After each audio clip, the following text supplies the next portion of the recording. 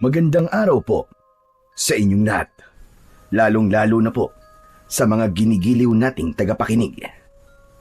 Narito na naman po tayo sa paglalahad ng isang natatanging kwento ng buhay ng magkapatid. Sina Pedro at Juan ay makikilala ang isang matandang may-ari ng pwesto sa palengke na si Tatay Inok. Hanggang isang araw ay binulabog ng isang pangyayari ang tahimik na pamumuhay ng mga tao sa baryo. Marami ang nawawala at natatagpo ang patay sa kakahuyan na malapit sa kanilang pwesto. Kaya naman, dahil sa husay ng paggamit ng magkapatid ng sandata, ay pinagkalooban sila ng matanda ng kakaibang mga armas na magagamit nila laban sa mga aswang na kanibal. Ano kaya ang kakaibang misyon na dapat tuparin ng magkapatid? Magagawa kaya nilang ipagtanggol ang buong baryo laban sa lumalakas na puwersa ng kasamaan? Sama-sama po nating pakinggan ang buhay at pakikipagsapalaran ng magkapatid na matadero na kumatay sa tribo ng mga aswang. Pero bago po ang lahat, mga idol, huwag po nating kalimutang mag-subscribe at i-hit ang notification bell sa aking YouTube channel na The Voice Addict at Apong Isaak para sa mas marami pang makapigil hiningang kwentong aswang at katatakutan mula sa mundo ng kababalaghan. Umpisahan na po natin ang kwento. Juan, yan na ba talaga ang isusuot mo? Ang gusot-gusot ng damit mo. Para kang hindi naghanda eh. Ano naman kung gusot yung damit ko, kuya? Hindi naman fashion show ang pupuntahan natin Trabaho ang pupuntahan natin bilang matadero. Kaya hindi na natin kailangan pang pagandahin ang suot nating damit. Pambihira ka naman, kuya, oo. Pero paano kapag kakatiwalaan na magiging amo natin? Kung mukha kang tamad mag-ayos ng sarili mo, nakikita ka agad yan sa itsura na mag-a-apply. Sana man lang, yung maayos na damit ang isuot mo. Baka isipin nila na wala kang disiplina sa sarili mo eh. Sige na, palitan mo ng damit mo, Juan. Ako nga nasusura na akong tignan ng itsura mo eh. Paano pa kaya yung magiging amo natin? Sos, ikaw naman, kuya, masyado kang maarte. Kahit bagong plancha pa ang suot mo, alam mo, kuya, kung hindi ka marunong gumamit ng itak, wala rin yun. Ang batayan na ngayon ay hindi na tungkol sa pananamit, kundi kung gaano ka kagaling humawak ng itak. Saka kung gaano ka kabilis kumilos sa trabaho. Maganda nga ang suot mong damit. Mabagal naman na parang wala ka sa sarili mo. Wala rin sa isa yun. Saka, bakit ba palagi mo na lang akong pinakikialaman sa damit ko? Hindi naman kita pinakikialaman sa damit mo Ay nako, ewan ko sa'yo. Alam mo, Juan, hindi lang basta husay sa paghawak ng itak ang tinitignan ngayon, kundi kung paano ka magdala ng sarili mo kapag humaharap ka sa mga tao. Kailangan presentable ka kahit papano. Kung di mo kayang ayusin ang damit mo, paano pa kaya sa trabaho mo? Sige nga. Itinatama lang naman kita sa pananamit mo Tapos ikaw pa tong galit sa akin? Bahala ka na nga sa buhay mo. Basta ako, kuya, ang mahalaga, marunong akong kumatay ng hayop. Alam ko ang ginagawa ko sa trabaho ko. Mas importante sa akin yun kaysa sa kinis ng suot ko. Basta, bahala ka na nga. Pero tandaan mo, minsan, ang unang tingin ng tao sa atin ay base sa itsura. Sana lang, hindi ka mapahiya mamaya. Wala pa nga tayong nakikitang magandang pwesto na pag-a-applyan natin ng trabaho. Ang dami mo na kagad sinasabi tungkol sa akin. At sana lang talaga, hindi ka magtago sa kinis ng suot mo kung wala ka namang tapang sa pagkatay ng hayop. Kaya sigurado ko, hindi ako mapapahiya. Sige na. Hirap makipagtalo sa'yo. Pero maiba nga tayo ng usapan, Juan. Alam mo na ba kung bakit tayo sa baryo ng Kalumpit lumipat ng bahay? Hindi kasi natin makausap ng maayos si nanay dahil sa kalagayan niya. Sa tingin mo, meron kayang iniiwasan si nanay at pinagtataguan? Aba, malay ko. Ikaw ang panganay sa ating dalawa eh. Dapat alam mo yan, kuya. Juan, kaya nga ako nagtatanong sa'yo eh. Hindi porket ako ang panganay, ay alam ko nang nangyayari sa pamilya natin. Hindi ko lang talaga maintindihan eh, kung bakit nagdesisyon ng ganun si nanay. Pagkatapos na mamatay si tatay, para bang nagbago na si nanay eh. Palagi siyang natatakot at merong isang taong palaging hinahanap. Baka naman hinahanap niya ay ang kanyang mga magulang. Hindi ba't kahit kailan eh, hindi pa naman natin nakikita sina lolo at lola? Pero alam mo kuya, kahit ako, nagtataka na rin eh. Bakit kaya dito pa sa baryong to tayo lumipat? Ang layo-layo na sa dati nating tirahan. Tapos, parang ang tahimik pa masyado. Parang napakaliblib. Sabi ni nanay, dito raw siya pinanganak eh. Gusto niyang bumalik sa lugar na kinalakihan niya. Bukod dun, wala na siyang ibang sinabi tungkol sa ibang dahilan. Pero kuya, bakit kaya ngayon lang niya sinabi sa atin ang tungkol sa lugar na to, no? Ang weird, no? Ang alam ko dati, wala siyang kamag-anak dito, di ba? Kaya, imposibleng mga magulang niya ang hinahanap niya. Di ba? Isipin mo, kuya. Tama ka, Juan. Yan din ang iniisip ko eh. Pero, nakwento niya sa akin kagabi. Nung bata pa raw siya, ligtas daw at masagana raw ang baryong to. Kaya naniniwala raw siyang dito tayo makakahanap ng panibagong simula ng buhay natin. Panibagong simula? Ibig bang sabihin, kuya? Gusto niyang kalimutan ang mga nangyari kay tatay? At ang paglipat lamang sa baryong to ang naisip niyang paraan para makalimutan niya ang nangyari kay tatay? Ganun ba yun? Siguro. Di ko rin alam. Pero, yun nga ang totoong dahilan ni nanay. Basta kuya, iba ang kutob ko sa bigla natin paglipat sa baryong to. Magtiwala na lamang tayo kay nanay. Malakas ang kutob kong may dahilan talaga kung bakit siya nagdesisyon ng ganito. Ang mahalaga, makahanap na kagad tayo ng trabaho para meron tayong pambili ng gamot ni nanay, di ba? Saka, maganda naman ang lugar na to ah. Tahimik at sariwa ang hangin. Malayo sa gulo at panatagan loob ko sa lugar na to. Yun ang importante. Tahimik nga, pero parang kakaiba rin ang pakiramdam ko. Para bang may tinatago ang lugar na to. Baka naman naninibago ka lang, Juan. Basta tandaan natin, pinili ni nanay ang baryong to dahil naniniwala siyang mas ligtas tayo rito. Sana nga, kuya. Sana nga, ligtas tayo sa lugar na to. Pakiramdam ko tuloy, merong humahabol sa atin kaya nagkakaganon si nanay eh. Tignan mo nga kuya ang paligid natin oh. Hindi ka ba nagtataka? Huwag mo nalang pansinin ang paligid natin, Juan. Natural na tahimik ang lugar na to dahil nasa gitna tayo ng kagubatan ngayon. Sige na, bilisan mo na lang ang paglalakad. Kuya, saan ba tayo pupunta ngayon? Pambihira ka naman oo. Siyempre sa palengke. Kahit saan, basta merong trabaho na babagay sa ating dalawa. A-applyan nating lahat yun. Hindi pwedeng umuwi tayo nang walang nahahanap na trabaho. Hindi pwedeng umuwi tayo ng nganga. Nagmamadali sa paglalakad ang may 20 taong gulang na si Pedro, habang ang nasa huli naman ay ang 17 taong gulang niyang kapatid na si Juan. Malalaki ang hakbang ng kanilang mga paa habang tinatahak ang daan papunta sa palengke na tinutukoy ni Pedro. Yun ang baryo ng Kalumpit, tahimik at liblib na lugar na malapit sa pinakamalawak na kagubatan na bihirang puntahan ng mga tao. Habang tinatahak ng magkapatid ang daan, ay abala rin sila sa pagmamasid sa kanilang paligid. Tanging ang mga huni lamang ng ibon at kaluskos ng kanilang mga yabag sa tuyong dahon ang naririnig nila. Sa bawat hakbang, dama nila ang bigat ng kanilang dala. Hindi lang ng kanilang mga sandata, kundi pati na rin ang kaba sa kanilang dibdib. Teka, isadali lang kuya. Sigurado ka bang ito ang tamang daan papunta sa palengke? Parang paulit-ulit na lang ang nakikita natin eh.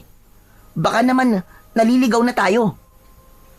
Huminto sa paglalakad si Pedro at tinignan ang kanyang paligid. Ang mga puno ay matataas at siksik. Tila nagsasara sa kanilang daraanan. Muli niyang tinignan si Juan na habol na rin ang sariling hininga. Oo, Juan. Sigurado ako sa dinaraanan natin. Ang sabi kasi ni Nanay, dadaanan talaga natin ang malawak na kagubatang to. Pero kuya, matagal nang wala sa baryong to si Nanay. 10 taong gulang daw siya nang umalis dito. Marami nang nagbago dito panigurado at mahirap magtiwala sa sinasabi ni Nanay. Kuya, alam mo, sa tingin ko talaga naliligaw na tayo eh. Ano ka ba naman, Juan? Lalo lamang nangihina ang loob ko sa'yo eh. May tiwala ako sa sinabi ni Nanay. Hindi naman tayo ipapahamak nun, di ba?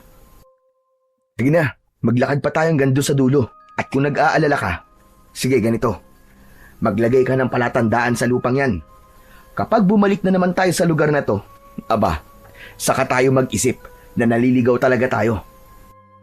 Tsaka tayo mag-isip ng paraan kung paano tayo makakalabas sa gubat na to.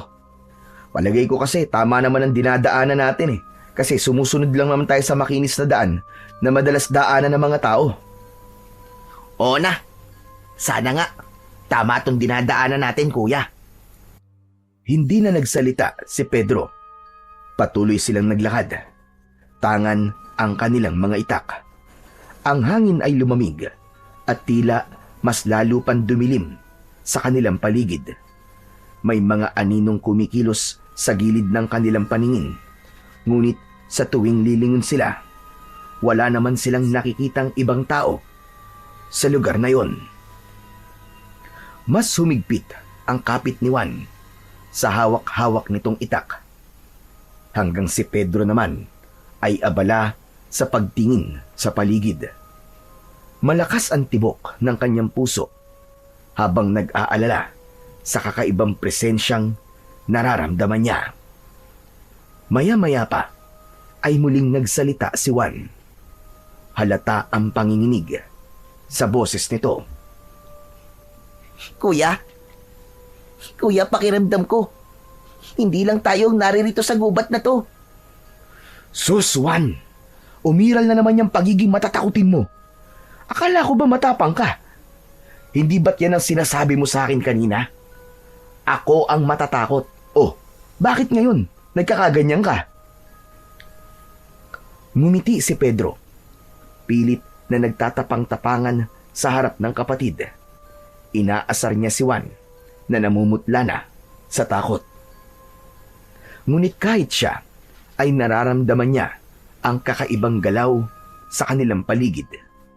Ngunit hindi niya yun maaaring ipahalata sa kanyang kapatid.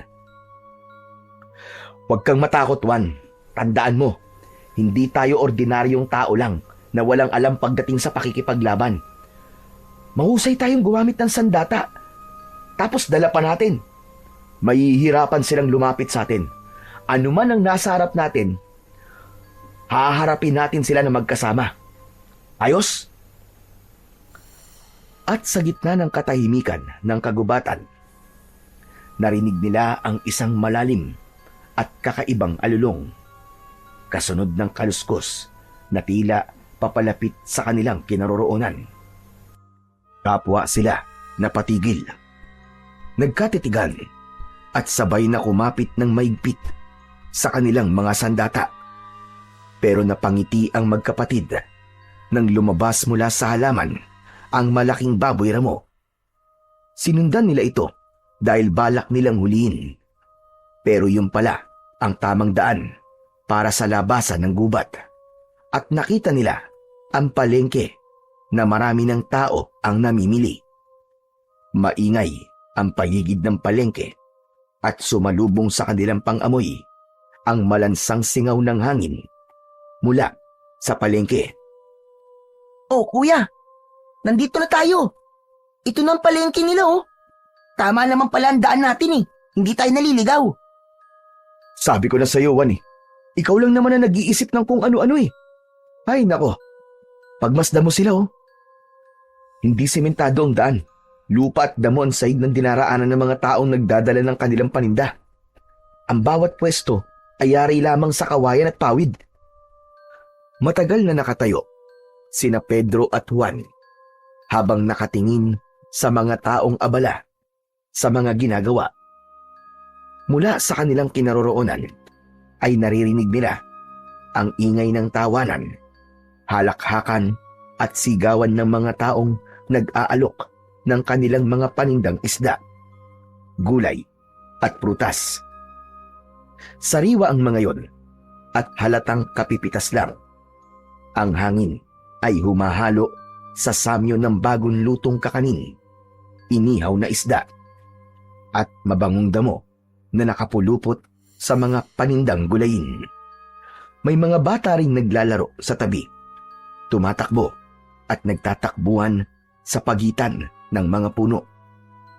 Ang mga matatanda naman ay abala sa pagbabaligtad ng mga bilao. Ang ilan naman ay abala sa pagbibilang ng sukli. Habang ang mga kinatay na karne ng baboy ay nakasabit at tumutulo pa ang mga sariwang dugo. Sa gitna ng kakauyan, ang palengke ay nagmistulang buhay na patunay ng pagtutulungan ng mga tao. Hindi ito nakatali sa modernong pamilyan, kundi sa payak na kalakalan kung saan ang isang bugkos ng saging ay maaaring ipagpalit sa isang tabo ng bigas at iba pang produkto. Natuklasan ng magkapatid na umiiral pa rin sa palengke ang pakikipagbarter. Ang barter ay isang palitan ng kalakal na walang ginagamit na pera. Ang bawat transaksyon ay sinasamahan ng ngiti at pagkikwentuhan. Parang hindi lamang kalakalan ang nagaganap, kundi pagbuo rin ng ugnayan sa gitna ng pakikipag-usap ng maayos. Habang abala sila sa pagtingin sa palengke, napako ang kanilang paningin sa isang matandang lalaki. Nag-iisa ito sa pwesto habang naghihiwa ng karne ng baka.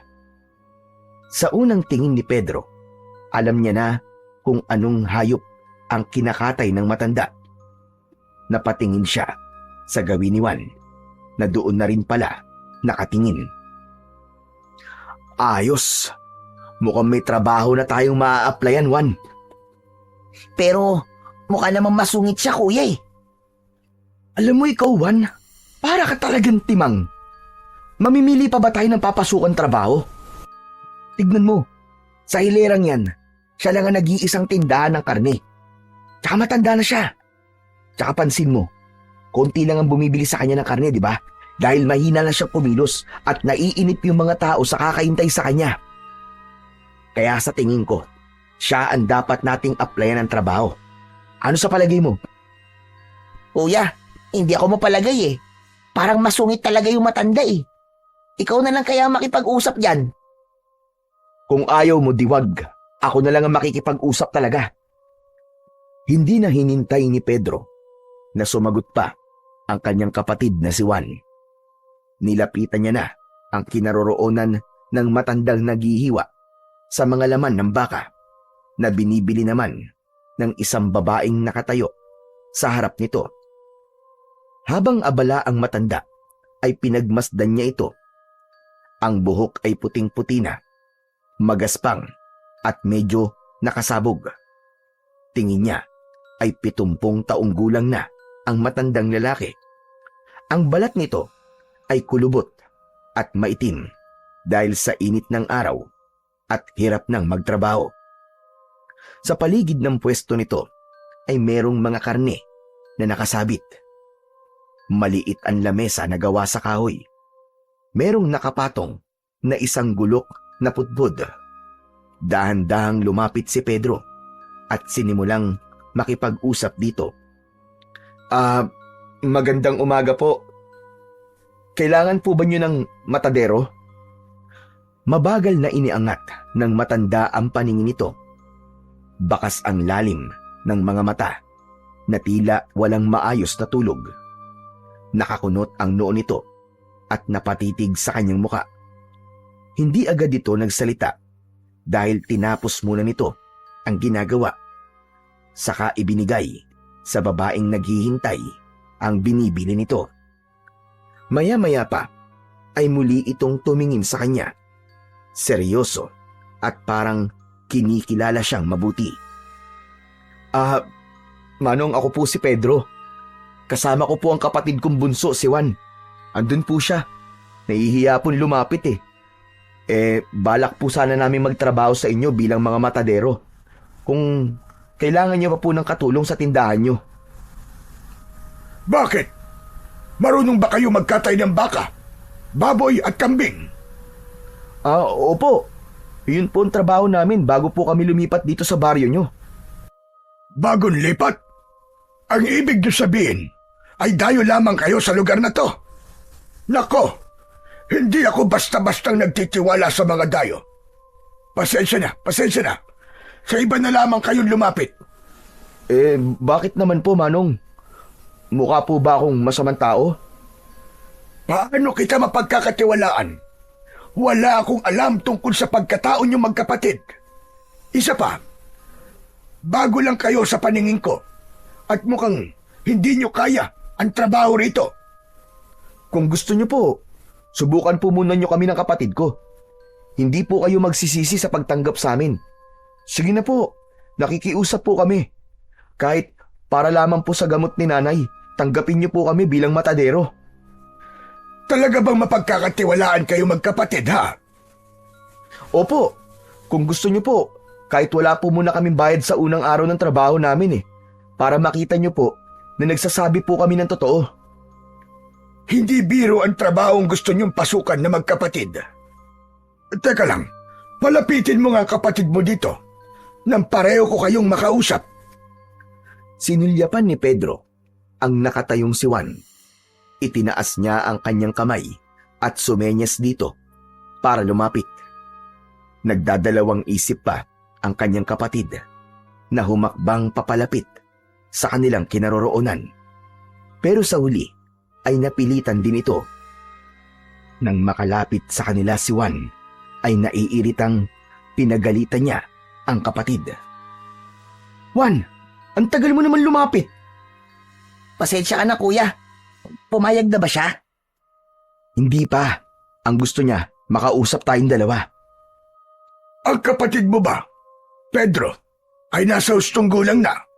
Ang totoo niyan wala pa po 17 taong gulang pa lang po siya. Pero malapit na po siya mag-18 taon. Ngayong buwan po. Hindi naman ako maigpit pagdating sa edad. Ang gusto ko, kaya ang trabaho at matinong kausap. Ayoko ng pasaway at tamad. Hindi ko na kayo susubukan. Tatanggapin ko na kayo sa trabaho. Pero, kaya niyo bang makakita ng hayop na papatayin nang hindi pinanghihinaan ng loob? Baka naman, hindi niyo kayang pumatay ng hayop.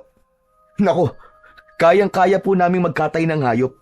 Sanay po kami sa ganung trabaho Huwag po kayo mag-alala. Hindi rin po kami tamad sa trabaho. Hindi po kayo magsisisi sa pagtanggap po sa amin. Hindi po namin iniiwan ng trabaho kahit gaano po kahirap. Mabuti naman kung ganon. O siya, sige na. Tatanggapin ko na kayo. Magtitiwala ako sa inyong dalawa. Pero bago yon, kilala niyo na ba ako? Hindi pa nga po Tawagin niyo na lamang akong Tatay Inok. Sige na, pwede na kayo magsimula ngayon. Yes! Marami pong salamat sa pagtanggap sa amin, Tatay Inok. Ako rin po. Nagpapasalamat din po ako sa inyo, Tatay Inok. Hindi po namin kayo bibiguin ni Kuya. Mabuti naman. O sige na, pumasok na kayo sa loob ng tindahan ko. May mga presyo naman na nakasulat sa papel. Kaya ayos lang ba? Naiwanan ko muna kayo magkapatid dito. Ayos lang po. Sige po, Tatay Inok.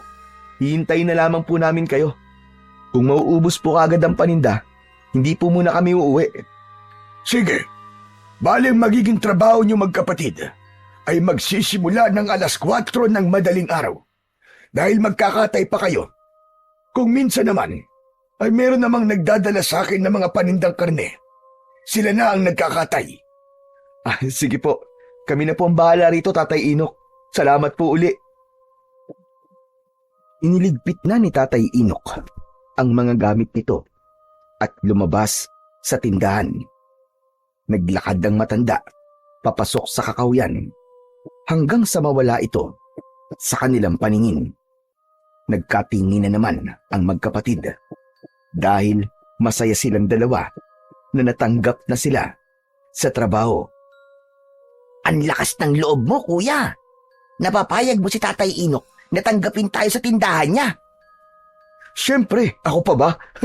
Nakita mo naman kanina, napagod na rin si Tatay Inok.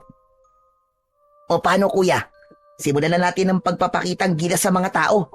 Dating gawi. Patutunayan natin na hindi nagkamali si Tatay Inok sa pagtanggap sa atin. Ano, game? Sige, Juan, game.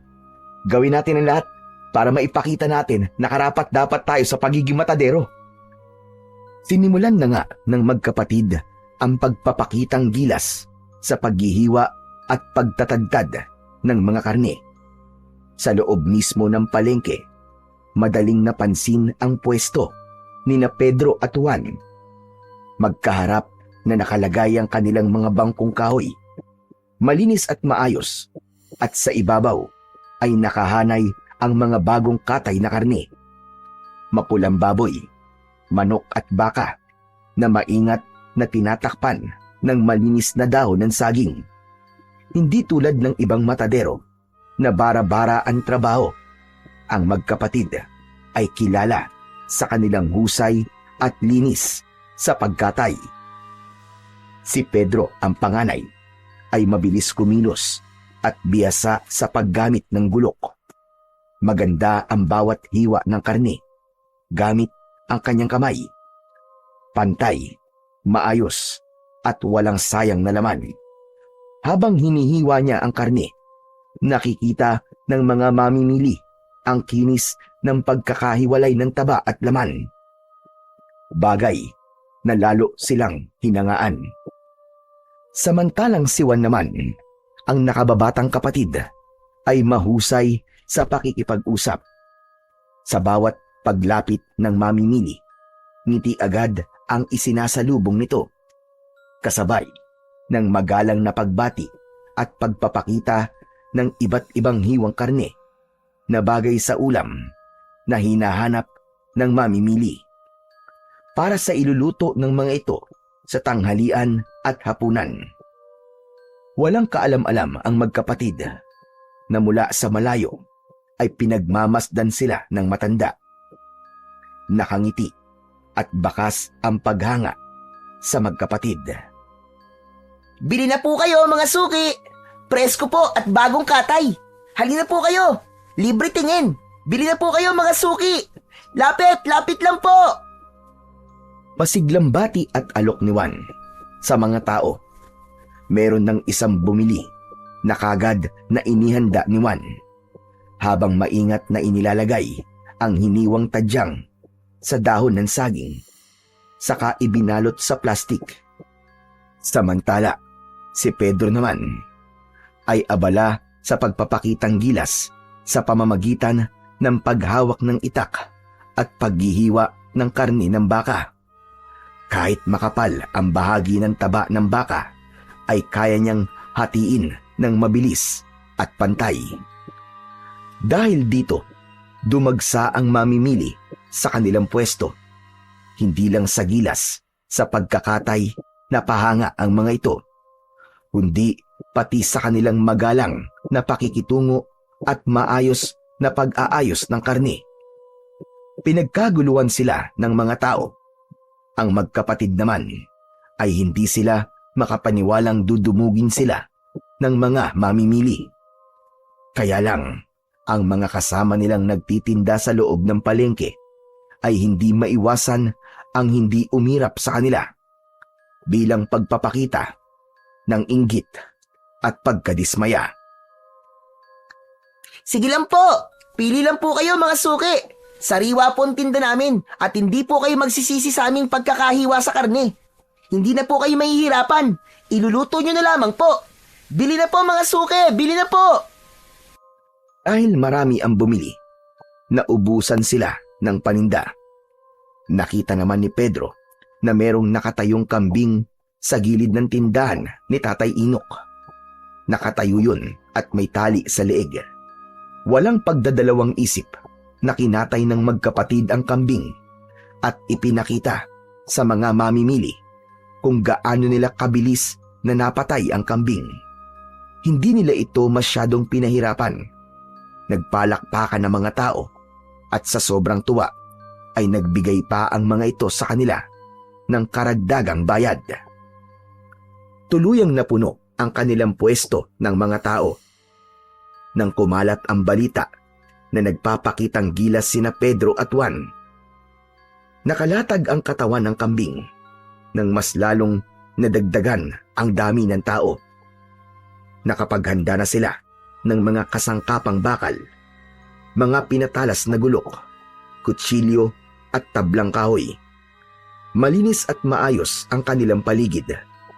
Bakas sa mga mata ng mga mamimili ang saya sa nakikitang palabas. Sige lang po mga suki, kitang-kita nyo naman po bagong katay. Sige po, pili lang po kayo. Kuya, mukhang nanonood na lamang sila. Parang wala naman silang balak na bumili. Ano ka ba naman, Juan? Ngayon ka pa ba mag-aalala? Panghuling katay na natin to. Mukhang ngayon lang naubos ang paninda ng matanda. Kaya simulan na natin ang pagpapakitang gilas. Alokin mo silang lahat, sige na. Pili lang po kayo mga suki. Bago ihiwain ng kapatid ko ang bahagi ng karne na mapipili nyo, magpapakita po muna kami ng husay namin sa paghiwa. Hindi nga nagtagal ay nag-agawan na ang mga tao sa pagturo kung alin bahagi ng karne ng kambing ang gusto ng mga ito. Lahat ay natandaan ni Pedro at isa yon sa kanyang mga kakayahan, ang mabilis magmemorya ng mga bagay kahit sa unang turo lamang. Sinimulan ni Pedro ang pagpalang o pagtaga sa katawan ng kambing. Sa isang iglap, mabilis niyang naihiwalay ang malaking bahagi ng karne gamit ang kanyang gulok. Walang sablay ang bawat hiwa. Pantay at maayos. Namangha ang mga nanonood at narinig ang bulong-bulungan ng ibang taong naroroon. Dinaig pa raw nila ang matanda sa paghiwa ng karne. Kasunod naman ay si Juan, na hindi lang mahusay sa pagkakatay, kundi pati na rin sa pakikipag-ugnayan. Sa bawat hiwang ginagawa nito ay ipinapaliwanag naman ito sa mga mamimili kung anong parte ng katay ang bagay sa sinigang, adobo o ginisa. Sa husay ng pananalita ni Juan at kasama pa ng bilis ng kamay, mas lalo pang lumapit ang mga tao at sabik na bumili sa kanila. Oh mga suki, konti na lang po. Bili na po kayo, baka po kayo maubusan. Subukan niyo po itong tadyang. Siguradong masarap po to para sa sinigang. Nagpatuloy ang exhibition ng dalawa. Si Pedro na nagpapakita ng tikas at bilis ng kamay sa pagkakatay at si Juan na nagpapamalas ng galing sa pag-aalok at pagbebenta. Sa huli, halos maubos ang kanilang paninda dahil sa dami ng mamimiling naiengganyo sa kanilang ginagawa. Ang iba ay nagbigay pa ng bigas kapalit ng ibang paninda nila. Yun ang kakaibang kakayahan ng magkapatid. Malakas at mahusay silang manghila ng mga suki. Dahil doon ay hindi nila namalayan na malapit na palang dumilim ang paligid.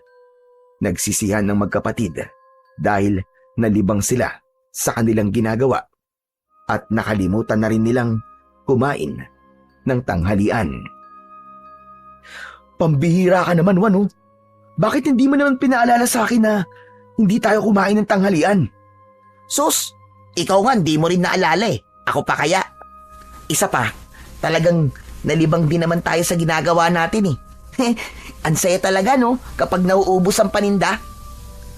Masaya nga tayo, pero mga karatig naman natin na pwesto, kulang na lang, tunawin tayo sa masama nilang tingin. Hayaan mo sila kuya. Pareho lang naman tayo naghahanap buhay eh. Dumiskarte rin sila ng para sa kanila. Kung sa bagay, tama ka. Wala naman tayong ginagawang masama sa kanila, di ba? Correct! Pagkatapos nilang mag-usap, ay nilinisan ng magkapatid ang kanilang pwesto. Si Juan ang nagbibilang ng kinita nila. Isinama nila ang kanilang bonus na nakuha sa kanilang mga suki. Habang si Pedro naman ang napunta sa paglilinis ng pwesto. Maya-maya pa ay narinig nila ang yabag ng paa ng matanda. Nakangiti itong nakatingin sa kanila ni Juan. Hindi ko akalain na ganyan pala kayo kagaling magbenta. Mahusay ang ginawa ninyo. Hindi lang pala sa gulok at pagkakatay ang lakas ninyo, kundi pati sa pakikipagkapwa-tao. Magaling. Pinahanga niyo akong magkapatid. Ngayon lamang ako nakakita ng ganong klaseng galing sa paghiwa ng karne. At naubos niyo pa ang paninda ko. Bukod pa ron, ay nakita kong binigyan kayo ng mamimili ng tip. Pero isinama niyo pa sa benta. Talaga palang mapagkakatiwalaan ko kayong magkapatid. Yun po kasi ang turo ng nanay sa amin eh. Isa pa, mahalin daw po namin ang trabaho para mahalin din daw po kami nito. Mahal po namin ang ginagawa namin, Tatay Inok. Saka, gusto po talaga namin ang ginagawa namin. Gaano na ba kayo katagal na nagtatrabaho bilang isang matadero? Si Juan po, bago lang po siya. Ako naman po, 10 taon pa lang po ako, tinuruan na po ako ni Tatay kung paano po magkatay ng mga hayop. Nasa lahi po talaga namin ang pagiging isang matadero. Hanggang sa lolo po namin, matadero rin po siya. At mahusay po talaga na magkatay ng hayop. Mabuti na lamang pala at tinanggap ko kayo at nagtiwala kagad ako sa inyo. Kung ganon, sige na. Makakauwi na kayo magkapatid. Pero ibibigay ko sa inyo ang bonus nyo kanina. Hindi naman sa akin yun eh. Ibibigay ko rin sa inyo ang kinita nyo ngayong araw para meron kayong pambili ng gamot ng nanay ninyo. Naku, maraming salamat po, Tatay Inok. Napakabuti po ninyo. Ako ang dapat magpasalamat sa inyo. Dahil naubos ang paninda ko. Malaking bagay ito para sa akin. Hindi maipaliwanag ng magkapatid ang labis na tuwa nang makita nilang nagbibilang ng pera ang matanda para iabot sa kanila. Lumapat sa palad ni Pedro ang kauna-unahang kinita nila sa unang araw ng kanilang trabaho. Habang ang natitirang pilas ng karne ng kambing ay ipinadala pa sa kanila ng matanda. Pagkatapos magpaalam ng magkapatid, ay masigla silang umuwi sa kanilang bahay. Dumaan sila sa masukal na kagubatan, dala ang kanilang mga itak. Ngunit hindi pa man sila nakakaalis sa lugar na yun, ay bigla silang nakaramdam ng kakaibang lamig ng ihip ng hangin. Napahigpit ang kapit ni Juan sa braso ng kanyang kuya. Kuya, bakit kaya sa tuwing napapadaan tayo sa bahagin to ng kakahuyan nakakaramdam ako ng takot? Takot ka dyan? Di ba't kanina naman natakot ka rin? Oh, ano nakita nating lumabas sa halaman? Hindi ba't baboy mo lang? Kaya kalimutan mo ng takot na sinasabi mo, Juan. Dahil palagi na tayong dadaan sa lugar na to magmula ngayon. Sa tuwing uuwi at papasok tayo sa trabaho. Kuya, makakatagal ako sa trabaho natin Pero sa lugar na to, sa palagay ko, hindi talaga ako makakatagal na dumaan dito. Para bang, sa tingin ko may aswang dito na bigla na lamang magpapakita sa atin Ano bang aswang-aswang ang sinasabi mo, Juan? Kasama mo naman ako, di ba? Isa pa, wala namang dapat nakatakutan sa lugar na to. Ikaw talaga, kung ano na lang ang lumalabas sa isip mo Nanatili sa ganong posisyon si Juan, habang mahigpit na nakakapit sa braso ni Pedro. Nagpatuloy sila sa paglalakad, ngunit bigla silang natigilan nang marinig nila ang bulungan at boses ng mga tao sa unahan ng kanilang daan. Sa gitna ng kakahuyan ay nag-uunahan ang mga yapak ng mga taong nagkakagulo. Nagmula ang mga ito sa kanilang likuran, papunta sa pinagkakaguluhan ng mga tao.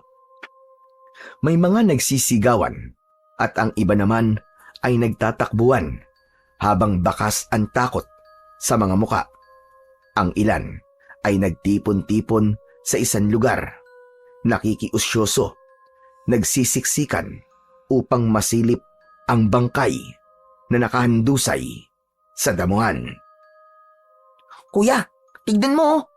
Ano kayang pinagkakaguluhan nila? Hindi ko rin alam eh. Pero sa palagay ko, merong patay sa bahaging yun ng daan. Halika, Juan. Tignan natin. Kuya, wag na tayong lumapit. Natatakot ako eh. Baka mapanaginipan ko lang ang itsura ng bangkay. Kung ayaw mo, hindi ako na lang. Gusto ko lang makita kung bakit sila nagkakagulo sa bahaging yun. Hindi na hinintay ni Pedro na sumagot ang kanyang nakababatang kapatid na si Juan. Tinanggal niya ang pagkakakapit ng kamay nito sa kanyang braso at nilapitan ang pinagkakaguluhan ng mga tao. Hinawi ni Pedro ng bahagya ang mga tao at ganun na lamang ang panlalaki ng kanyang mga mata nang makita ang isang lalaking nakadilat ang mga mata. Mabuti na lang at hindi niya pala isinama si Juan dahil kung hindi, baka mas lalo lamang matakot ang kanyang kapatid. Ang katawan ng biktima ay wasak. Ang mga sugat ay malalalim na tila pinaghahampas ng matatalim na kuko at mga pangil.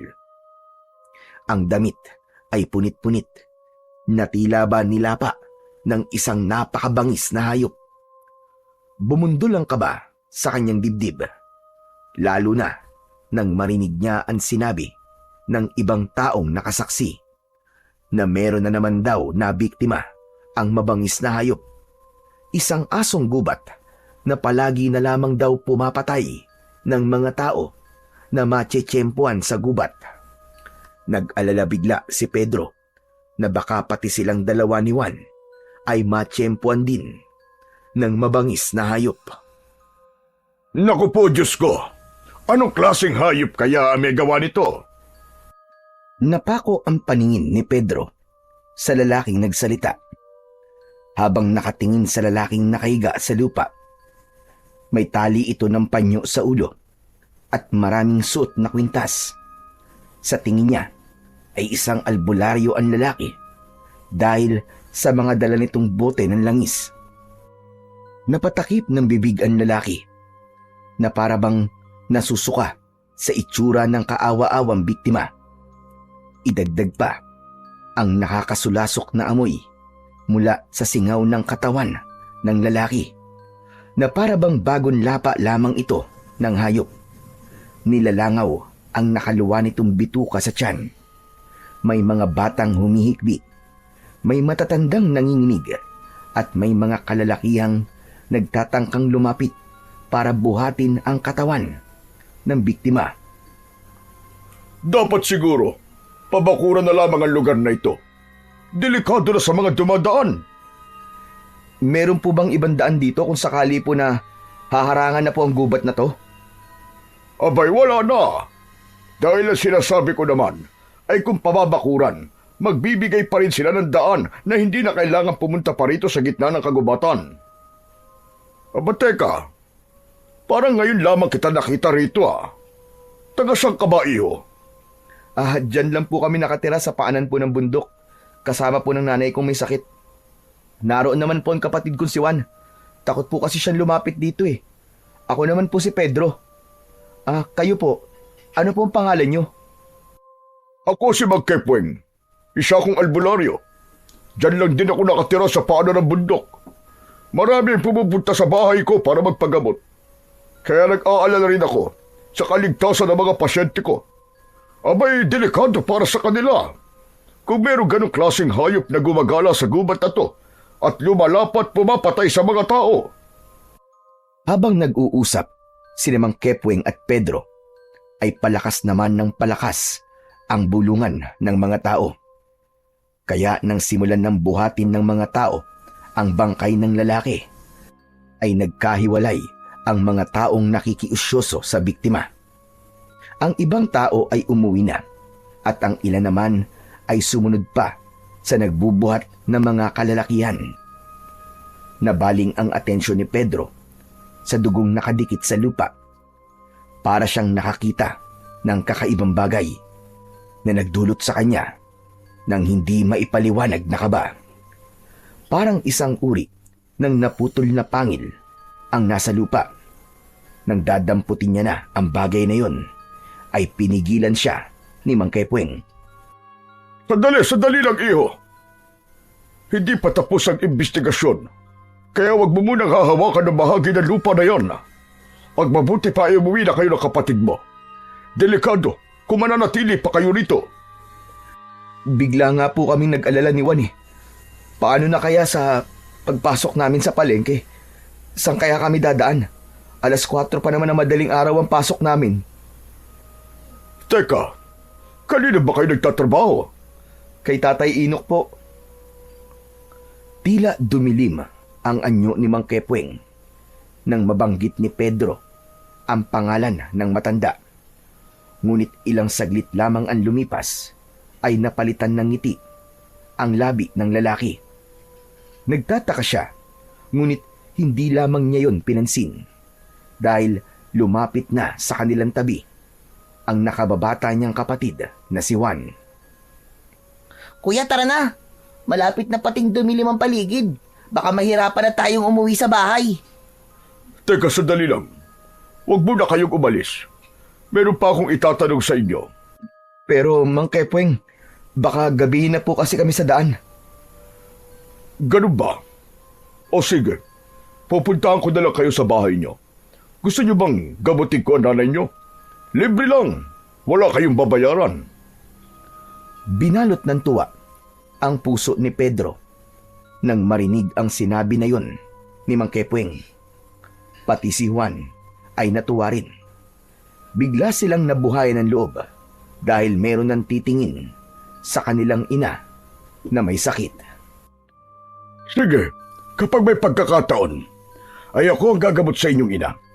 Sige na, magkita na lang ulit tayo. Mag-iingat kayo sa pag-uwi. Sana nga po'y matulungan niyo po ang nanay namin, Mang Kepweng.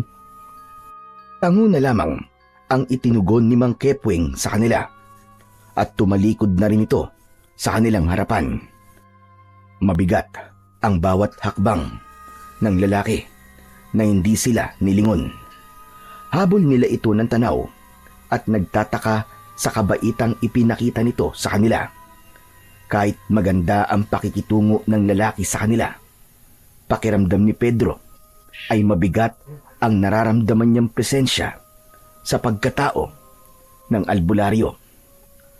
Natahimik ang paligid habang unti-unting nilalamon ng anino ng kagubatan ang papalayong anyo ni Mang Kepweng. Ramdam ng magkapatid ang malamig na simoy ng hangin na dumadampi sa kanilang balat. Isang pakiramdam ng pagkailang at pagtataka ang bumalot sa kanilang dibdib. Parang may mas malalim na dahilan kung bakit nakilala nila si Mang Kepweng. Isang malalim na buntong hininga ang pinakawalan ni Pedro bago sila nagpasyang umalis sa lugar na yun.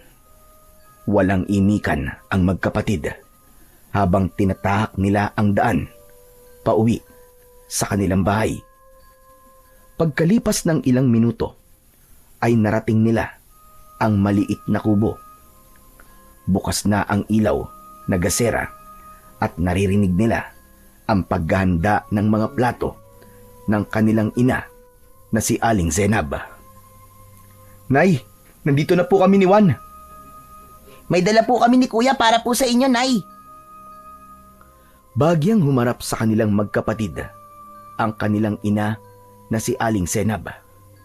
Bumakas ang tuwa sa mga mata nito nang makita silang pumasok sa loob ng kusina. Nay, magandang balita po. Natanggap na po kami sa trabahong inaplayan po namin ni Juan. Ang kagandahan po ay magkasama kaming dalawa at mabait po ang amo namin. Nagpadala pa nga po siya ng karne ng kambing para po sa inyo. Saka po, Nay, ibinigay po niya sa amin ang kinita namin ngayong araw na to. Ang swerte po namin ni Kuya, Nay. At hindi lang po yun.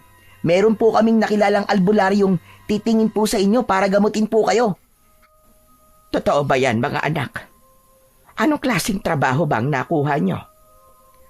Matadero pa rin po, Nay. Yun lang po kasi ang alam naming trabaho ni Juan eh. Nay, tinanggap po kami ni Tatay Inok bilang matadero sa palengke. Kahit mahirap po, kakayanin po namin. Ang mahalaga po ay tiyak po na may kita po kami sa araw-araw. Salamat naman sa Diyos. Matagal ko nang dasal na magkaroon kayo ng hanap buhay. Pero sigurado ba kayo, mga anak? Hindi madali ang trabaho sa katayan. Huwag niyo po kaming alalahanin, Nay. Kaya naman po namin yun eh. Malakas po ang katawan namin. Teka, sino ba ang albularyong sinasabi niyong gagamot sa akin? Si ano po? Ano nga bang pangalan nun? Si Mang Kepweng po. Mabait naman po siya eh. Tapos nagpresenta po siya sa amin na gagamutin niya raw po kayo. Mga anak, mapagkakatiwalaan ba naman siya? Baka hindi siya totoong albularyo. Isa po talaga siyang albularyo, Nay. Libre po ang serbisyo niya at hindi po nanloloko ng mga tao. Mabuti naman kung ganon. Wala nang masasaya pa sa isang ina, kundi ang makita ang kanyang mga anak na nagsusumikap at handang magtulungan. Pero salamat, dahil sa wakas ay nakakita na kayo ng albularyong gagamot sa akin. Maraming salamat talaga sa inyo, mga anak.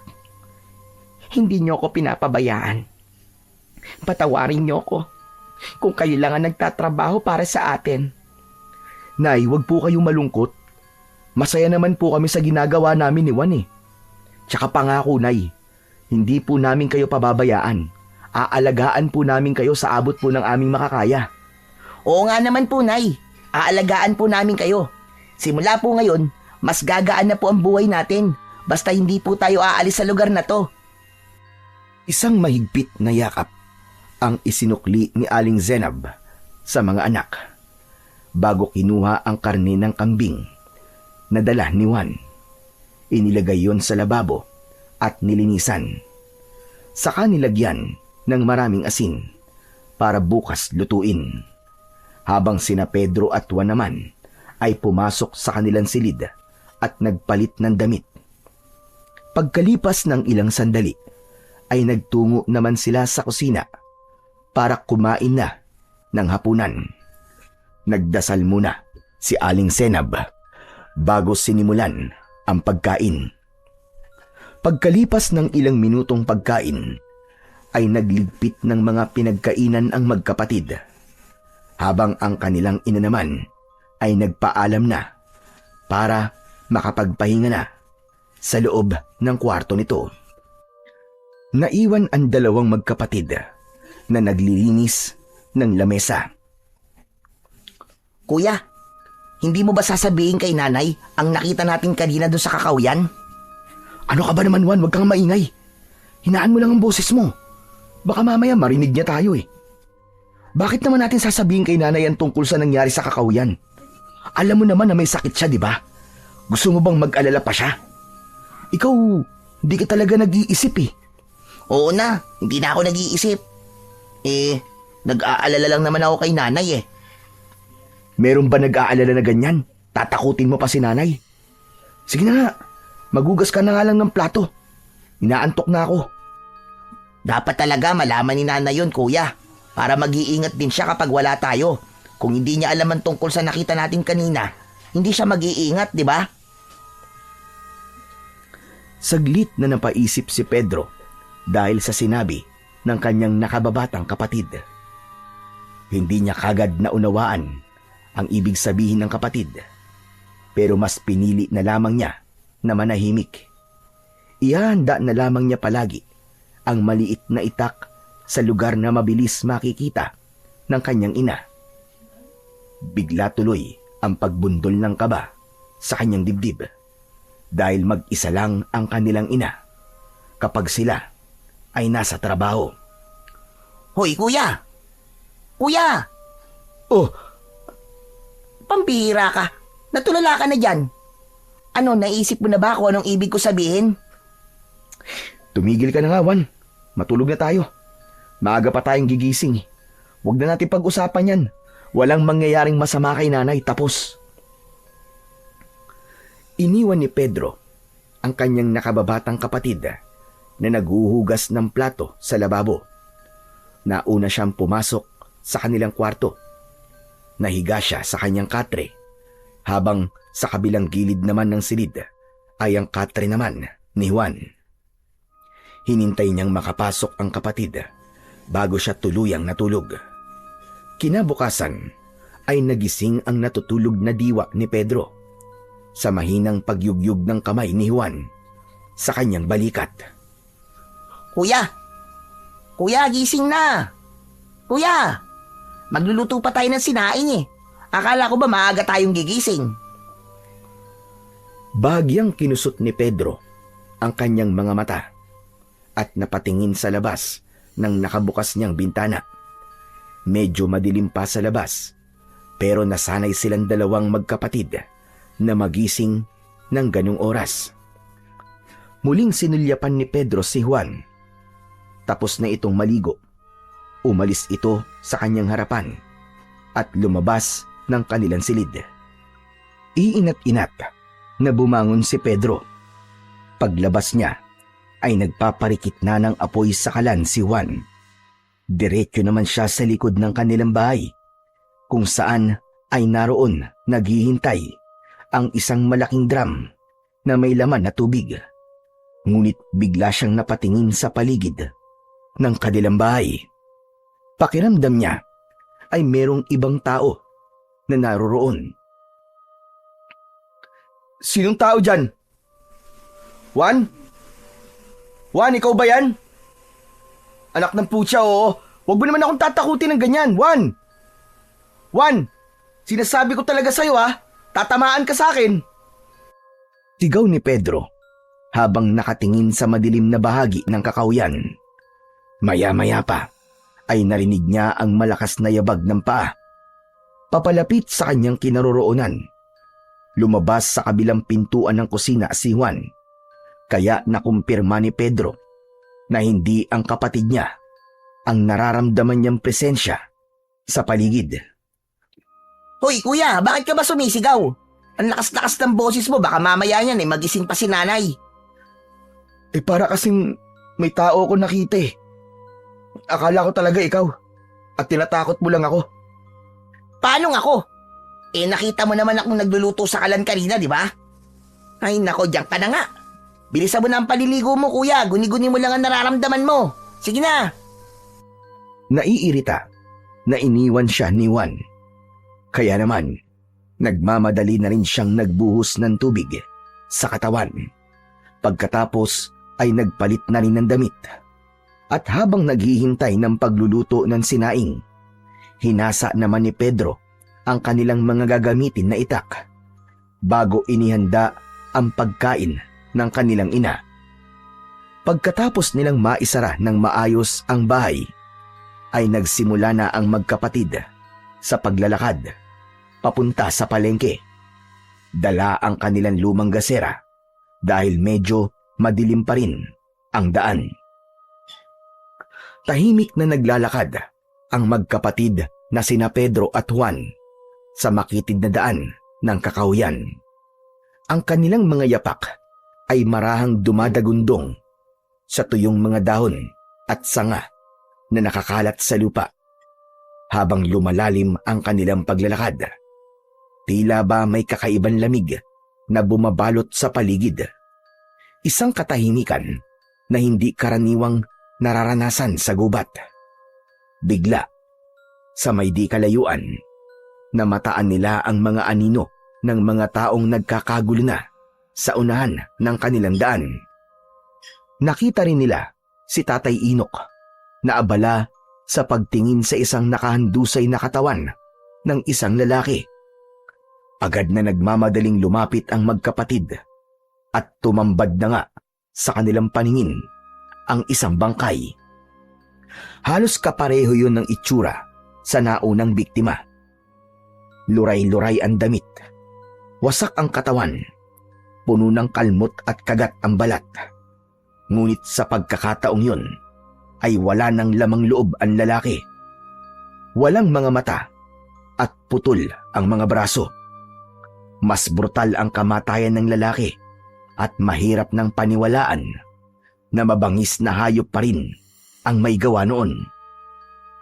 Nakita ni Pedro na hinawakan ni Tatay Inok ang katawan ng biktima.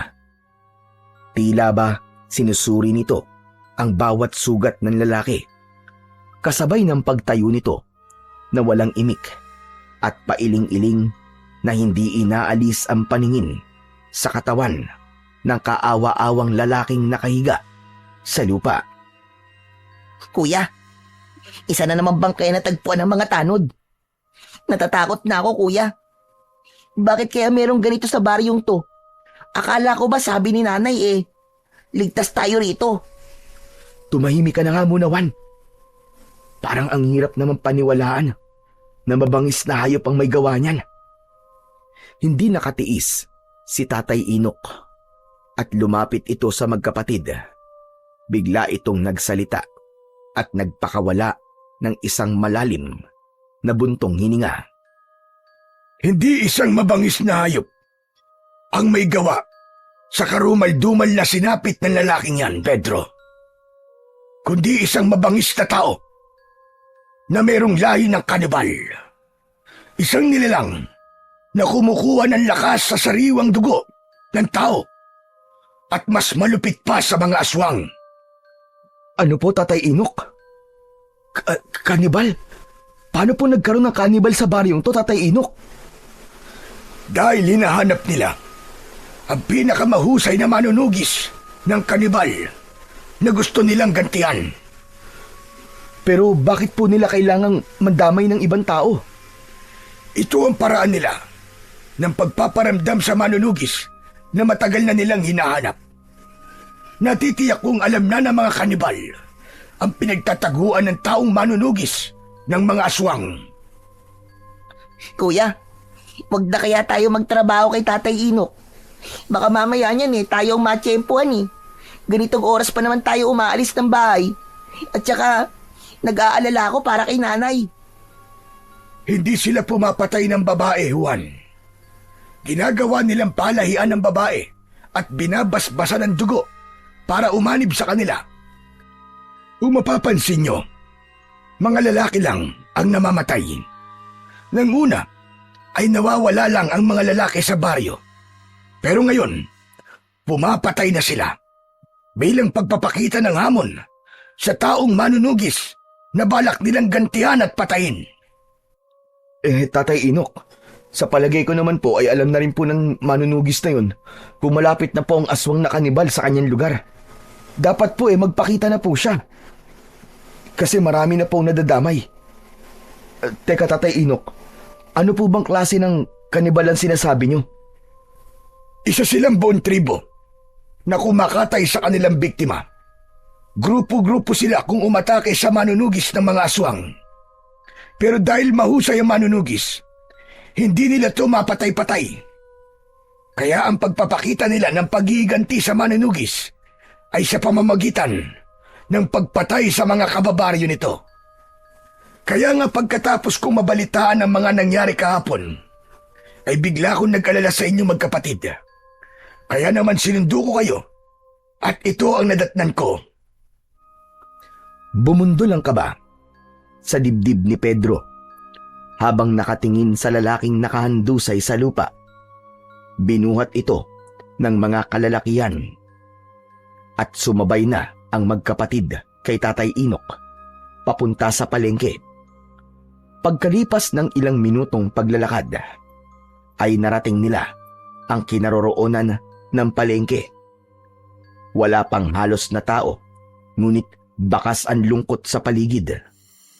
Maya-maya pa, nagsimula na ang magkapatid na magkatay ng 2 baboy para sa kanilang ititinda. Habang si Tatay Inok naman ay tahimik at malungkot na nakaupo sa bangko. Habang wala pang bumibili sa kanilang tindahan, ay hindi maiwasan ni Pedro na hindi tanungin ang matanda tungkol sa pamilya nito. Tatay Inok, mawalang galang na po. Nasan po ba ang pamilya nyo? Wala po kasi kaming nakikitang kasama nyo sa tindahan eh. Isang malalim na buntong hininga ang pinakawala ni Tatay Inok bago ito tumingin sa kanilang gawi. Malungkot ang mga mata nitong nagsalita. Naubos ang pamilya ko nang biglang sumalakay ang mga aswang na kanibal sa baryo namin. Namatay ang aking asawa, 3 anak, at ang bunso kong anak na inanod ng rumaragas ang tubig dahil sa pagtakas namin. Sa isang iglap, nawala ang aking pamilya. Hindi ko matanggap ang pagkawala nila. Para ako mababaliw sa labis na sakit. Kaya mas pinili kong lumayo at bumalik sa baryong ito, kung saan dito ipinanganak ang bunso ko. Hanggang ngayon, umaasa pa rin ako na sana buhay pa rin ang bunso ko. Ikinalulungkot ko po, Tatay Inok. Napakalungkot po pala na naging buhay nyo. Pasensya na po. Hindi ko na po sana naitanong. Kami naman po, Tatay Inok, ulila na rin po kami sa ama. Namatay po siya sa pangangaso at sinabing nilapa raw po ng isang mabangis na hayop sa gubat. Pero Tatay Inok, hindi po ako naniniwalang mabangis na hayop po ang pumatay sa kanya. Wala po kasing iniwan ng itsura ng pagkamatay ni tatay sa itsura po ng bangkay kanina. Kaya sigurado po ako na biktima rin po si tatay na sinasabi niyong aswang na kanibal. Kaya nga po, lumipat kami rito ni nanay. Ligtas daw po kami rito. Walang ligtas sa lugar na ito, Pedro. Kahit saan ka magpunta, palaging merong nag-iintay na panganib. Parang ako, ilang beses akong nagtago at nagpakalayo-layo. Pero nahahanap pa rin nila ako. Ano pong ibig niyong sabihin, Tatay Inok? Naramdaman ni Pedro ang paglapit sa kanila ni Juan na nagtataka na rin sa seryoso nilang pinag-uusapan. Saglit na tumigil si Tatay Inok sa pagsasalita at napatingin sa kanilang dalawang magkapatid. Ang totoo, ang manunugis na hinahanap ng mga aswang na kanibal at gustong paghigantihan ay walang iba kundi ako. Ako ang manunugis ng aswang na kumalaban sa kanila noon. Pero matanda na ako ngayon at wala nang kakayahang lumaban pa sa kanilang puwersa. Pero, Tatay Inok, bakit niyo po sinasabi sa amin to? Nang makita ko kayo, kung gaano kayo kahusay humawak ng itak, parang nakikita ko ang sarili ko sa inyo noon. Tulungan niyo ako. Naharapin ang mga aswang na kanibal. Gusto kong pigilan niyo sila sa pag-aasik nila ng lagim bago pa nila maubos ang mga tao sa baryong ito. Po, bakit po kami, Tatay Inok? Hindi ko alam kung bakit sa inyo ako nagtitiwala. Matagal kong itinago ang sikretong ito sa mga tao. Pero lubhang magaan ang loob ko sa inyong magkapatid. At alam ko na malaki ang maitutulong niyo sa akin. Kayo ang nakikita kong tatapat at lalaban sa mga aswang na kanibal. Pero, Tatay Inok, hindi po sapat ang kakayahan naming magkapatid para labanan sila. Tama. Hindi pa nga sapat ang kakayahan nyo. At hindi sapat ang husay lang sa paggamit ng sandata. Ang dapat sa inyo ay tapang at tatag ng kalooban sa pakikipaglaban. Kailangan ko muna kayong sanayin sa paghawak ng sandata. Ibibigay ko sa inyo ang pinakamalakas na sandatang ginamit ko sa pakikipaglaban ko noon sa mga aswang. Tumayo ang matanda at pumasok sa maliit nitong silid. Pagbalik nito ay meron na itong dala na 2 kaluban na gawa sa goma. Ibinigay sa kanila ang mga yon. Tig-isa sila ng kagamitan. Pinagmasdan ng magkapatid ang sandatang nasa kamay nila. Pedro, para sa iyo itong jungle bolo. Ibinibigay ko yan sa iyo. Batay sa nakikita kong kakayahan mo. Ang jungle bolo ay isang uri ng malaking gulok na gamit sa kagubatan. Malapad at mabigat ang talim. Bagyang nakakurba pababa ang dulo, kaya't mahusay itong pamputol ng makakapal na sanga at kawayan. Ang haba ng talim ay karaniwang umaabot mula 14 hanggang 18 pulgada. Makintab ang bakal na wari dumaan sa maingat na pagpapanday. Ang hawakan nito ay gawa sa matibay na kahoy o minsan ay sungay ng kalabaw. Makinis ngunit matatag sa pagkakadikit. Madalas ay may ukit ito o simpleng palamuti sa hawakan na nagpapakita ng husay ng panday na gumawa dito. Ang kabuuan ng jungle bolo ay may bigat na sapat para magamit hindi lang sa gawain sa kagubatan, kundi maging sa pagtatanggol kung kinakailangan. Sa unang tingin, matapang at mabagsik ang anyo ng sandata. Parang isang kasangkapang likas na ginawa para ipaglaban sa mababagsik na nilalang. Sunod naman na hinarap ni Tatay Inok ay ang natitigilan pa rin na si Juan dahil kakaiba ang sandatang ibinigay ng matanda rito. Sa'yo naman, Juan. Bagay sa'yo ang sandatang Chris. Minana ko pa yan sa kaibigan kong Muslim. Ang Chris ay isang sinaunang sandatang katutubo na may kakaibang anyo at kagandahan. Ang talim ay mahaba at makitid.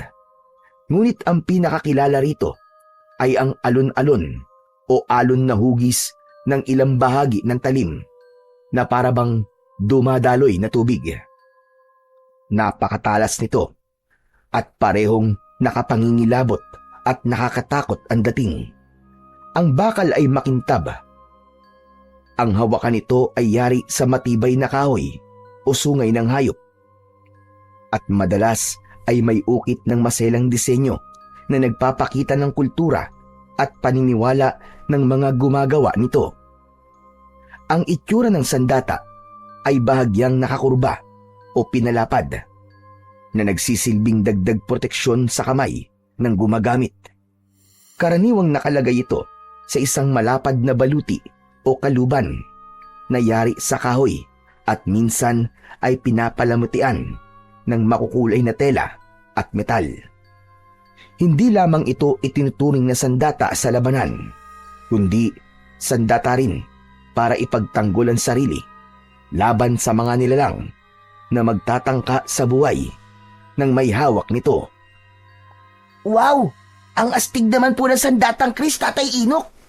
Para na po akong tunay na manunugis ng mga aswang. Parang isang mandirigma. Hindi biro ang makakalaban nyo. Buhay nyo ang nakataya rito. Kaya kailangan maging biyasa kayo sa paggamit ng inyong mga sandata. Pero Tatay Inok, mas kailangan po namin magtrabaho para sa nanay namin na may sakit. Huwag kayong mag-alala. May sahod pa rin kayo sa akin. Basta tutulungan nyo akong labanan ng mga aswang na kanibal. Kailangan nyo ng mas matinding pagsasanay bago natin hahanapin ang kuta nila. Malakas ang kutob kong nasa kagubatan ng tribo nila at naghihintay lamang ng tamang pagkakataon para sumalakay sa atin. Sige, nakahanda po kaming tumulong, Tatay Inok. Gagawin po namin ang lahat na makakaya namin para magawa ang misyon. Tatay Inok, kailan mo po kami tuturuan? Pwede po bang umuwi na muna kami ni Kuya? Bigla po kasi ako nag-alala para kay nanay eh. Sige, kayong bahala. Basta pumunta na lamang kayo dito para makapagsimula tayo sa pagsasanay. Pero bago yon, ubusin muna natin ang ating tinda bago tayo magsara. Katulad ng inaasahan, nagtinda muna ang magkapatid ng mga karne. Mabilis nilang naipaubos ang paninda at maaga silang nagsara ng tindahan. Pagkatapos naman ay nagpaalam na rin ang magkapatid. Sinimulan na nilang maglakad pabalik sa kanilang bahay. Wala silang inikan habang tinatahak ang daan.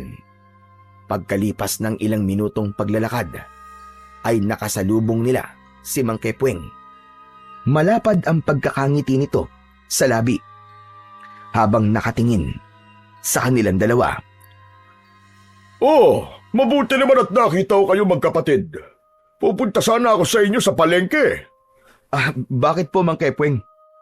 Gusto kong makita nanay niyo. Wala akong pasyente ngayon eh. Tamang-tama sana para magamot ko na kagad ang nanay niyo. Nagkatinginan ang magkapatid.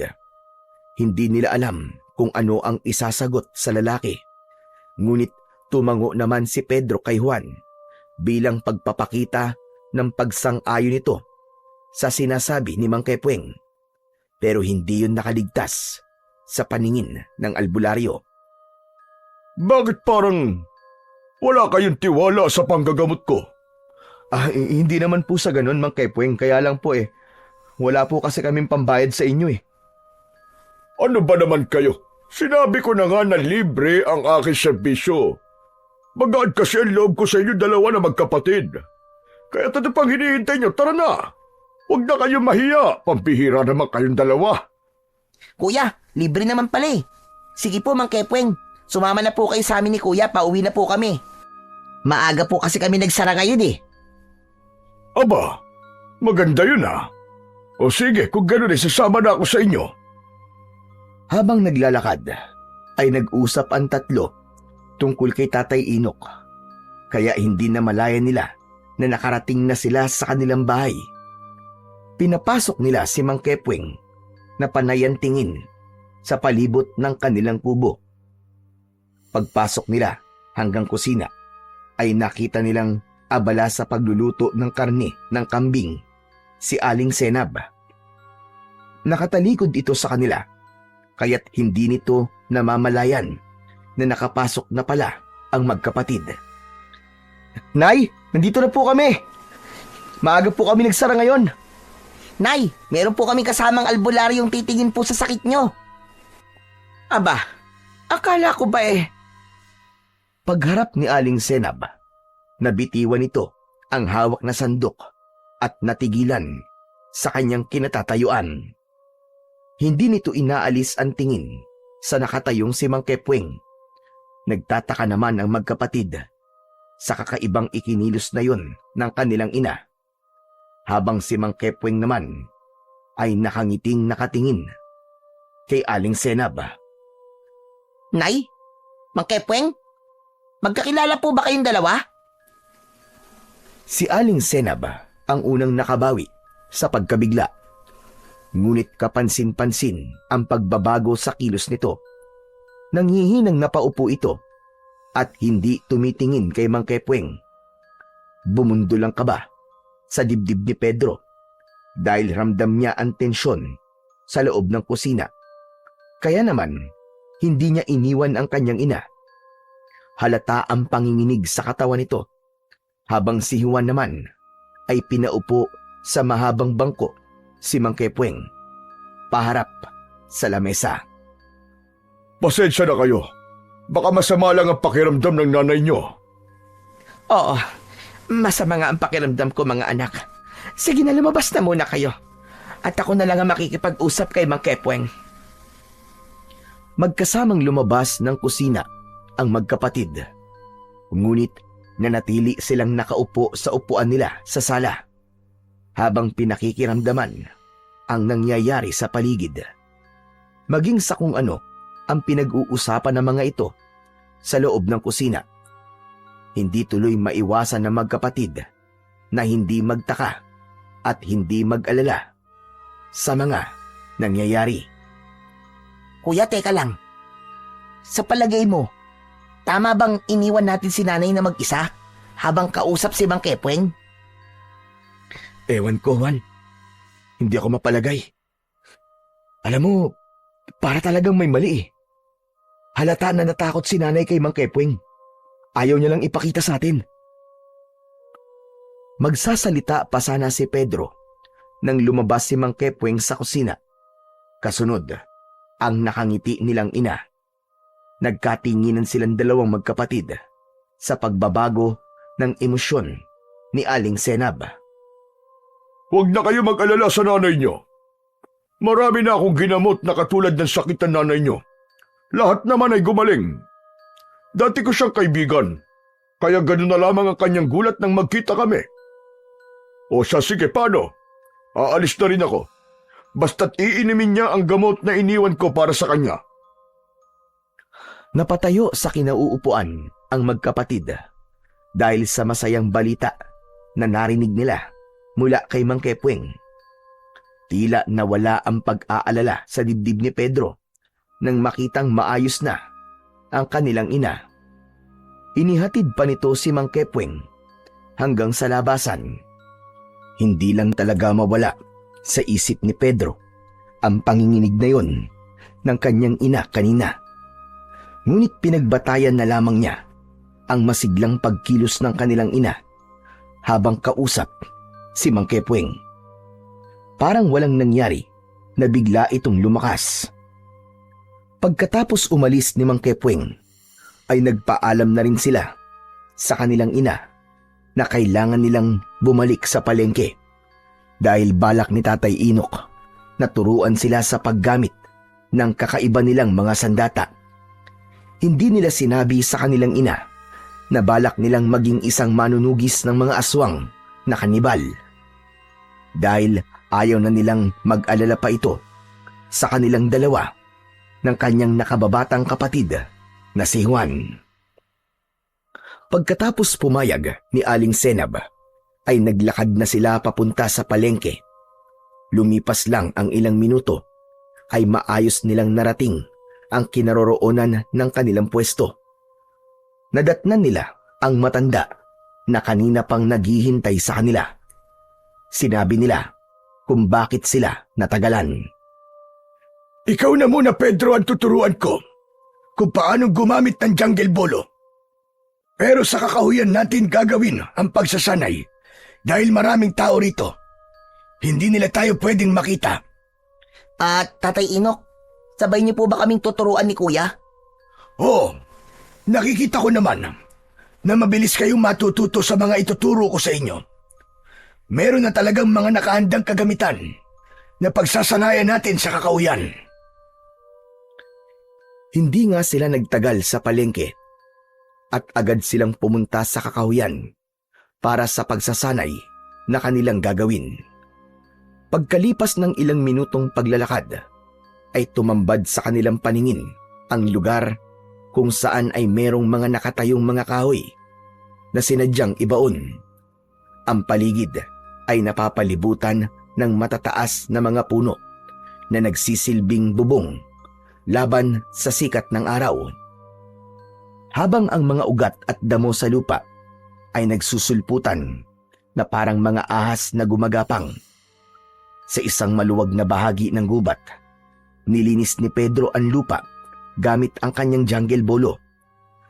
Isang mabigat at matalim na talim na kayang sumibak ng mga sanga at kawayan. Dito niya ginamit ang kanyang lakas at kasanayan ayon sa sinabi ni Tatay Inok. Ang mga troso na nakatayo ay ginawa niyang target. Bawat hampas ng jungle bolo ay may tunog na matalim na sumasama sa hangin. Sa paligid ay naririnig ang huni ng mga ibon at kaluskos ng mga hayop sa damuhan. Tila nakikiisa sa kanyang puspusang pagsasanay. Ang pawis ay tumutulo na sa kanyang noo at ang bawat galaw niya ay nagpapakita ng tapang at determinasyon. Ang lugar na yon, bagamat payak, ay nagsilbing lihim na pugad kung saan hinuhubog ni Pedro ang kanyang sarili. Hindi lamang bilang mandirigma, kundi bilang taong handang ipaglaban ang baryong nilipatan. Habang si Juan naman ay nagsisimula na rin sa pagsasanay gamit ang kris. Isang sandatang may kakaibang anyo. Ang talim naman nito ay alon-alon na parabang dumadaloy na tubig. Sa bawat pagwasiwas ng mga kamay nito, kumikislap ang bakal na tila apoy na sumasayaw. Mahigpit ang kapit nito at bawat hakbang sa damuhan ay sinasalubong ng mabilis at tiyak na galaw. Ginawa nilang katulong ang katahimikan ng gubat. Ang tunog ng pagbugso ng hangin at huni ng mga ibon ay naging musika sa kanilang pag-iensayo. Ang bawat hampas, bawat salag at bawat saksak ng kris ay hindi lamang pagpapatalas ng kakayahan, kundi isang ritual ng disiplina at lakas ng loob para kay Juan. Sumasabay ang dikta o utos ni Tatay Inok sa magkapatid. Tuluyang nagpamalas ng husay ang magkapatid nang matutunan nila ang itinuro ni Tatay Inok. Ngunit habang nag-iensayo ay bigla silang sinalakay ng mga kalalakian na nakabahag at may mga pana sa likod. May mga pinturang kulay puti ang mga muka at sumisigaw ng kakaibang pag-angil at paghuni ng bibig. At tanging ang mga ito lamang ang nagkakaintindihan. Pinalibutan sila ng kakaibang mga nilalang. Hindi kayo. Sila ang mga kanibal sa umaga at aswang sa gabi.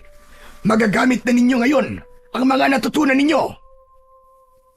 Maging si Tatay Inok ay humanda na rin sa pakikipaglaban sa mga bagong dating na nilalang. Halos 10 ang bilang ng mga taong may kakaibang mga itsura.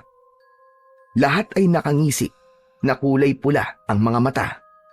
Ang mga ngipin ng mga ito ay matutulis na parang pangil ng mababangis na mga hayop. Nakatayo sa gitna ng maluwag na kakahuyan ng 3 habang pinakikiramdaman ang galaw ng mga kanibal sa kanilang paligid. Tangan-tangan ang kanilang mga sandata laban sa mga pana ng kalaban. Mabilis ang tibok ng puso ni Pedro ng mga sandaling yon. Dahil yon ang unang beses na laban na gaganapan nilang dalawa ni Juan. Sa kaliwang tabi ay si Juan.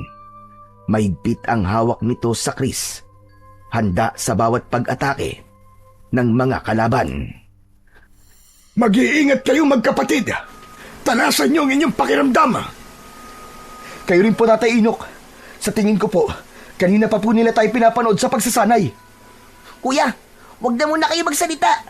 Para kasing nagbabalik na silang umatake. Tignan nyo. Hindi nga nagkamali si Juan sa sinabi nito. Unang sumugod ang 3 kanibal. Mabilis na parang mga hayop na gutom na gutom. Isang malakas na hampas ng jungle bolo ni Pedro ang dumurog sa isang balikat ng kanibal, habang ang isa naman ay tumilapon sa damuhan nang salubungin ng kris ni Juan ang iba pang kanibal. Lumipad ang mga palaso mula sa kanilang mga kalaban. Matagumpay naman na naiwasan yun ng magkapatid. Para silang hangin na nakikipagsabayan sa mga pag-atake ng mga kanibal na takam sa kanilang mga dugo at laman. Bawat sugat na tinatamo ng magkapatid ay nagdudulot ng pagka-agresibo sa mga kanibal na walang tigil sa pag-atake. Juan, puntiryahin mo ang kanilang leg. Ikaw naman, Pedro, salagin mo ang lumilipad nilang palaso gamit ang iyong bolo. Pero, Tatay Inok, kahit malapitan ang pag-atake ng mga kanibal, ay hindi nakaubra ang mga yun sa bilis ni Pedro. Para bang naging malakidlat na sa pagkilos ang binata. Yun ang kapangyarihang hatid ng sandata sa magkapatid. Kaya naman, marami ang bumabagsak na kalaban sa lupa at si Juan ang tagagilit ng leeg ng mga nakahandusay na kanibal. Habang ang natitirang mga kalaban ay patuloy sa pag-angil na parabang hindi natatakot sa sandata ng magkapatid. Si Juan naman ay kumilos na parang sumasayaw sa indayog ng hangin. Inikot nito ang katawan at sa isang mabilis na saksak ng Kris ang tumapos sa ikatlong kalaban. Maya-maya pa, dumating ang iba pang mga kanibal. Mas lalong naging mabilis ang kilos ng magkapatid, habang si Tatay Inok naman ay humihingal na nakikipaglaban sa mga kanibal. Mas dumarami at lumalakas ang sigaw, ang mga hampas ng kalmot at paglipad ng mga palaso sa kanilang kinatatayuan. Tinamaan ng palaso sa balikat si Pedro. Padaplisyon, kaya hindi masyadong dumugo. Ngunit bigla siyang natigilan nang makitang unti-unting naghihilom ang sugat niya sa katawan, at nakita rin yun ni Juan dahil maging ang sugat nito ay nawawala rin. Huwag na kayong magtaka, sapagkat ang hawak ninyong mga sandata ay merong taglay na kapangyarihan na kayang magpagaling ng sugat sa sino man na may hawak nito. Kaya huwag na kayo mag-alala. Tapusin na natin ang laban dahil nagsisimula na silang sumalakay. Sige, sugod! Ang 5 bagong dating na kanibal ay sabay-sabay na umatake sa kanila. Mabilis na umatras si Tatay Inok, ngunit bago pa malapitan, 2 katawan ang bumagsak matapos tagain ni Pedro ang mga sumugod. Si Juan ay humarang sa natira. Ang bawat alon ng Kris ay tumatama sa laman hanggang sa duguan ng humahandusay sa lupa ang mga kanibal. Pagod na sila, ngunit matatag pa rin silang nakatayo sa gitna. Hinarap nilang 3 ang nalalabing 2 kanibal. Humaginit ang itak ni Tatay Inok. Tumusok sa dibdib ng isa. Ang huli ay sumugod naman kay Pedro. Ngunit mabilis itong hinarangan ni Juan at sabay nilang tinapos ang buhay nito sa pamamagitan ng saksak gamit ang Kris. Kasabay ng matalim na hiwa ng jungle bolo. Natalo ang mga kalaban at sabay-sabay na nasunog ang mga katawan. Ang katahimikan ay binalot ng hingal mula sa pagod na katawan ni na Pedro, Juan at Tatay Inok. Hingal na hingal sila, ngunit nakatindig pa rin. Magkakatabi ang 3. Sa gitna ng kanilang pakikipaglaban, napatunayan nilang hindi lamang sandata ang nagbibigay ng lakas, kundi ang pagkakaisa, tapang at tibay ng loob sa pagharap nila sa mga nilalang. Sa tagal ng kanilang labanan, malapit nang dumilim ang kapaligiran. Isinama ng magkapatid si Tatay Inok sa kanilang bahay, ngunit pagdating nila sa kanilang tirahan, tumambad sa kanilang paningin ang sirang bahay at bukas na pintuan. Bumundol ang kaba sa dibdib ni Pedro. Ano nangyari dito? Nay! Nay, nasaan kayo? Nay, nandito na po kami ni Juan! Ngunit walang tugon mula sa kanilang ina na si Aling Zenab. Naluluwang pumasok sa loob ng bahay si Juan at hinanap ang ina sa lahat ng sulok ng bahay. Pagbalik sa labas ay naluluha itong nagsalita habang nanginginig ang katawan dahil sa takot at pag-aalala. Kuya, nawawala si nanay. Hindi natin siya dapat iniwanan mag-isa dito. Malamang na merong kumuha sa nanay nyo. Sa itsura ng bahay nyo, parang nagkaroon ng matinding habulan mula sa mga taong kumuha sa inyong ina. Tatay Inok, ano na pong gagawin namin? Tulungan niyo po kaming mahanap si nanay.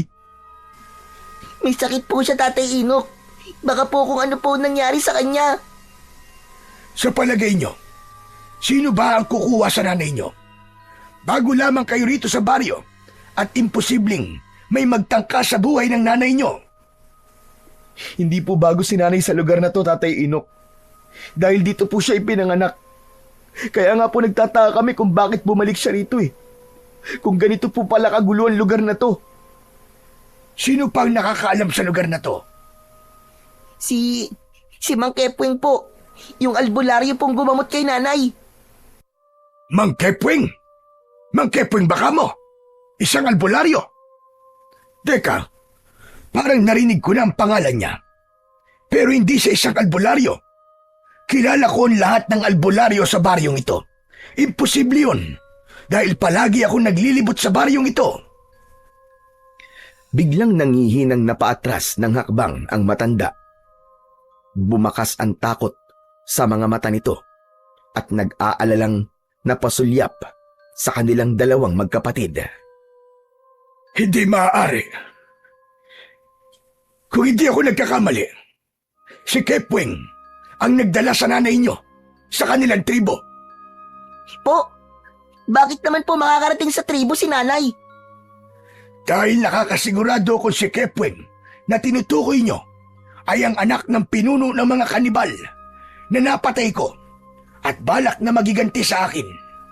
Siya ngayon, ang pinuno ng mga aswang na kanibal. Pero bakit naman po madadamay si nanay? Wala po siyang alam sa away niyo. Yun na nga ang ipinagtataka ko, Pedro. Dahil ang kanilang mga pinapatay ay ang lahat ng may kinalaman sa aking lahi. Pero Tatay Inok, nabanggit po din nanay sa amin na kaibigan daw po niya si Mang Kepwing. Kaya po nagtiwala po kami ni Kuya sa kanya. Nagtiwala kayo. Kahit mabigat ang nararamdaman nyo sa kanya, di ba? Ang taong merong masamang budi, kadalasan, ay nararamdaman ng mga taong nakapalibot sa kanya ang bigat ng kanyang presensya. Posibleng ginamitan ng hipnotismo ang nanay nyo para umanib siya sa kanilang lahi. Tiyak na may ibang dahilan. Nasa panganib ngayon ang nanay nyo. Kuya, Tatay Inok, kailangan po nating hanapin ang kinaroroonan ng kanilang tribo. Hindi po kami maaaring manatili rito nang hindi naililigtas ang nanay namin. Tapat na po siguro mga natutunan namin pagdating po sa pakikipaglaban, Tatay Inok. Pagkatapos po namin marinig na nasa panganib po ang nanay namin, hindi po kami mapapalagay dito. Sige, tutulungan ko kayo. Sa palagay ko ay kasalanan ko rin kung bakit nadamay kayo magkapatid. Marahil ay iniisip nilang mga apo ko kayo, kaya kinuha nilang nanay nyo. Sa gabi sila magsasagawa ng ritual kapag merong bagong sapi sa kanilang pangkat. Kaya habang hindi pa dumidilim ang paligid, ay hahanapin natin kung nasaan sila nagtatago. Simulan na po natin ang paghahanap sa kanila, Tatay Inok. Nagmamadaling kumilos ang tatlo sa paghahanap sa kuta ng mga kanibal. Binalot ng pag-aalala ang dibdib ni Pedro. Ganon din si Juan. Hanggang inabutan na sila ng pagdilim sa daan. Tanging tanglaw lamang nila ay ang maliwanag na sikat ng bilog na buwan. Tahimik na naglakad sina Tatay Inok, Pedro at Juan sa pusod ng kagubatan. Ang kanilang mga yapak ay halos hindi marinig sa makapal na damo. Ngunit ang kanilang mga mata ay malikot na parabang alerto sa bawat galaw ng paligid. Maingat nilang sinusuyod ang bawat sulok ng gubat. Sa kanilang mga puso ay iisa lamang ang layunin. Hanapin ang tribo ng mga aswang para iligtas ang kanilang ina na si Aling Zenab. At nang matuldukan na ang matagal ng paghasik ng lagim at takot sa kanilang baryo, maya-maya pa ay unti-unting nagbabago ang klima ng paligid. Ang mga puno ay nagmistulang kublihan at ang hanging pumapaloob ay mabigat. Amoy ng nabubulok na laman at dugo ng tao ang umalingasaw sa buong paligid. Nararamdaman kong malapit na tayo sa kanilang tribo. Kaya humanda na kayong dalawa. Mahinang bulong ni Tatay Inok sa magkapatid habang ang mga mata ay kumikislap sa dilim. Narinig nila ang alingaw ng mga nakakatakot na halakhak mula sa di kalayuan. Ang tunog ay hindi pangkaraniwan. Malalim, gutom, at punong-puno ng kasamaan. Dumagdag pa rito ang mga matang nagliliwanag mula sa kadiliman. Dahan-dahang lumitaw mula sa pagitan ng mga puno ng kahoy. Sa wakas, natagpuan nila ang kanilang hinahanap, ang nakatagong tribo ng mga aswang. Kitang-kita ni na Pedro at Juan ang kanilang ina na nakagapos sa kawayang nakabalagbag sa itaas ng kakahuyan. Walang malay at merong mga pasa sa katawan. Habang ang malaking kawa ay kumukulo, nakalagay ang mga lamang loob ng mga biktima ng mga ito. Sa gitna ng nag-aalab na mga sulo, nagsasayaw ang mga nilalang na kalahating tao at kalahating halimaw. Ang mga balat ay kulay abo, ang mga kuko ay matutulis, at ang mga ngipin ay kumikintab sa dugo ng huli nilang mga biktima. Tahimik na nagtagpo ang tingin ng tatlo. Walang salita, ngunit malinaw ang kanilang pasya na ang labanan ay hindi na nila maiiwasan. Pumunta sa gitna ng mga aswang si Mang Kepweng. May hawak itong sibat na gawa sa matulis na bato. Alam kong susugod kayo sa tribo namin. Dahil hawak ko ang pinakamahalagang bagay sa mga buhay nyo. Nagkakamali ka. Wala akong kinalaman sa kanila. Kaya wag mo silang idamay. Pakawalan mo ang nanay nila. Dahil kung hindi, mangyayari rin sa inyo ang ginawa namin kanina sa mga tauhan mong hayop ka. Matagal na panahon na kitang hinahanap, tanda. Pagkatapos pakakawalan ko lamang ang nag-iisa kong alas. Nagkakamali ka. Hindi mo ba talaga nakikilala ang babaeng nakatali sa itaas ng puno? Pambihira. Napakawalang kwenta mo palang ama. Kung sarili mong anak ay hindi mo makilala. Pambihira. Ako lang pala ang nakakakilala sa kanya. Matagal kong pinag-aralan ang lahat ng tungkol sa'yo, tanda. Ano ang ibig mo sabihin? Itanong mo sa dalawang kasama mo kung ano ang pangalan ng kanilang ina. Napasulyap si Tatay Inok sa gawi ng nag-aalalang magkapatid. Nagtataka sila sa naging pag-uusap ng dalawa. Pedro, Juan, ano ang totoong pangalan ng nanay ninyo? Senab po. Senab po ang pangalan ng nanay namin, Tatay Inok. Bigla, bumagsak sa lupa si Tatay Inok sa labis na pagkabigla. Nanginginig ang katawan nito at takot na napatingin sa gawi ni Aling Zenab. Habang wala pa rin itong malay na nakagapos ang mga kamay at paa habang nakasabit sa puno. Tatay Inok, ano po nangyayari? Hindi ko po maintindihan. Lumakas ang alingaw-ngaw ng tawa ni Mang Kepweng sa nakitang reaksyon ng matanda. Ang hina talaga ng mga ulo nyo. Anak ni Tatay Inok ang nanay nyo. Si Senab, ang bunsong anak ni Tatay Inok, na tinangay ng malakas na agos ng tubig habang tumatawid sila sa ilog para tumakas. Ang nakakuha sa kanya ay ang kaibigan rin niya na si Lento, na napatay ko rin dahil natuntun ko kayo sa baryo nyo. At sa dinami-rami ng paglilipatan nyo, dito pa talaga sa lugar kung saan nagsimula ang lahat. Tatay Inok, totoo po ba sinasabi ng halimaw na yan? Oo, Juan. Totoo. Mga apo ko kayo. Anak ko si Senab. Naluluwang bumaling ng tingin si Pedro sa gawi ni Mang Kepweng. Pakawalan mo nanay namin, Mang Kepweng! Kung ikaw ang pumatay sa tatay namin, dapat kang magbayad. Buhay ang kinuha mo.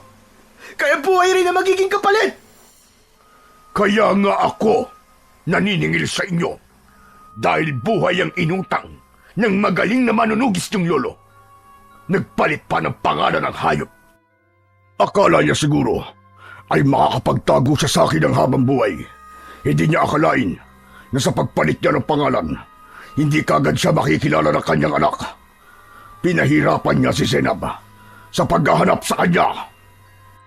Pakawalan mo ang anak ko, hayop ka! Tayong dalawa magtuos! Huwag mong idamay ang pamilya ko! Ako lang ang may kasalanan sa'yo. Sobra na ang buhay na kinuha mo sa akin. Kaya tama na! Tapusin na natin ito! Nagkakamali ka. Damay-damay na to. Ubusan ng lahi. Matirang matibay. Tama lang, Satsat! Simulan na natin ang laban!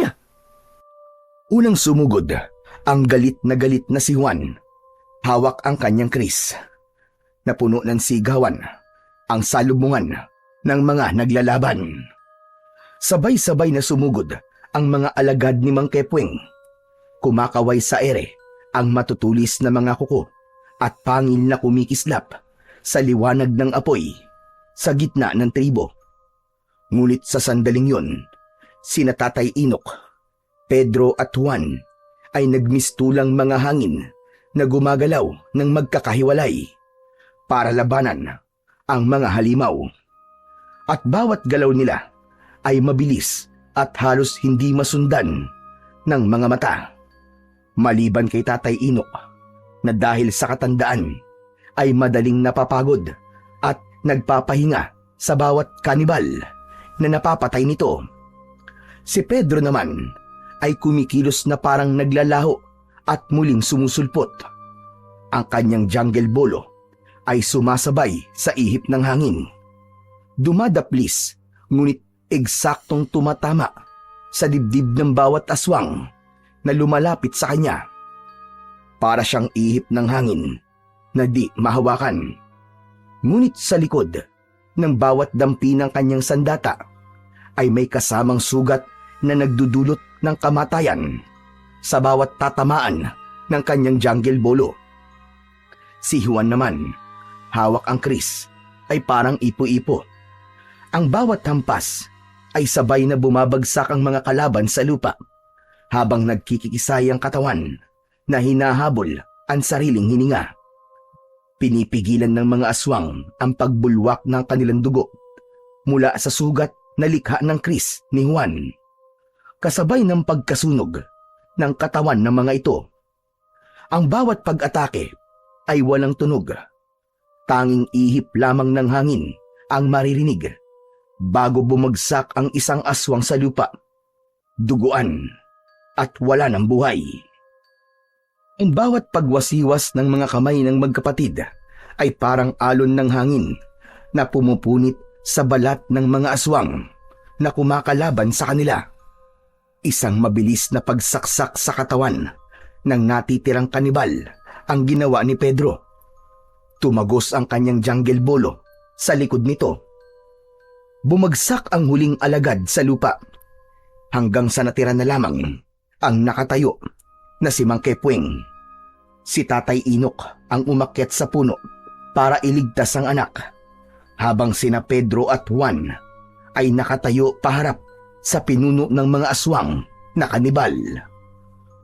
Nasa dugo niyo talaga ang pagiging manunugis at matadero ng mga aswang. Hindi ko akalain na mas malakas pa pala kayo kay Tatay Inok. Dapat pala, pinatay ko na kayong magkapatid. Hindi mo na kailangan magsisi, hayop ka. Dahil huli na, kami naman ang kakatay sa'yo. Kaya simulan mo na magdasal sa hari ng kadiliman. Tignan ko lang kung matulungan ka lang Diyos-Diyosan mo dahil malapit na kayo magkita sa impyerno. Ngumisi ng nakakakilabot ang pinuno ng mga aswang na si Mang Kepweng. Umikot ito ng mabilis sa ere. Gamit ang sibat, inatake sila nito ng palo sa katawan. Bumagsak pasadsad sa lupa si Juan. Hindi rin naiwasan ni Pedro ang pagtama ng sibat sa kanyang tagiliran.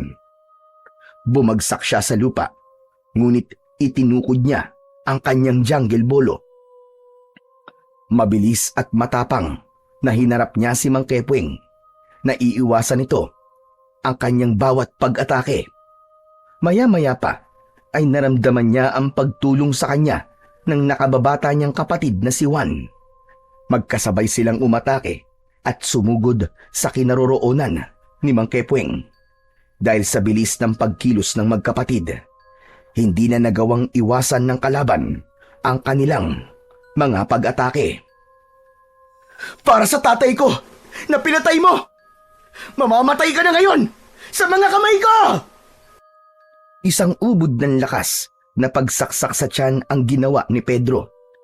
Tumagos ang talim ng jungle bolo hanggang sa likod nito. Kasunod ng pag-ikot naman ni Juan gamit ang kris. Nilaslas nito ang leeg ni Mang Kepweng at sabay nilang binunot ang kanilang mga talim at inulit ang pagsaksak sa katawan nito.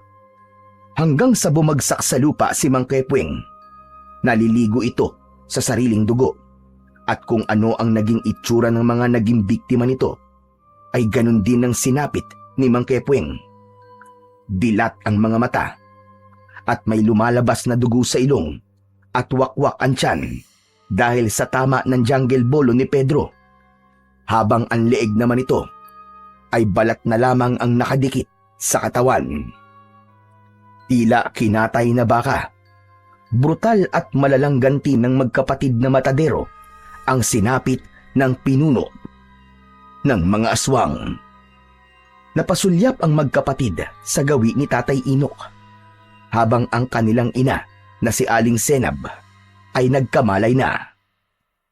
Anak! Senab! Ang Tatay Rodolfo mo to! Ako si Tatay Inok! Tinulungan ako ng mga anak mo!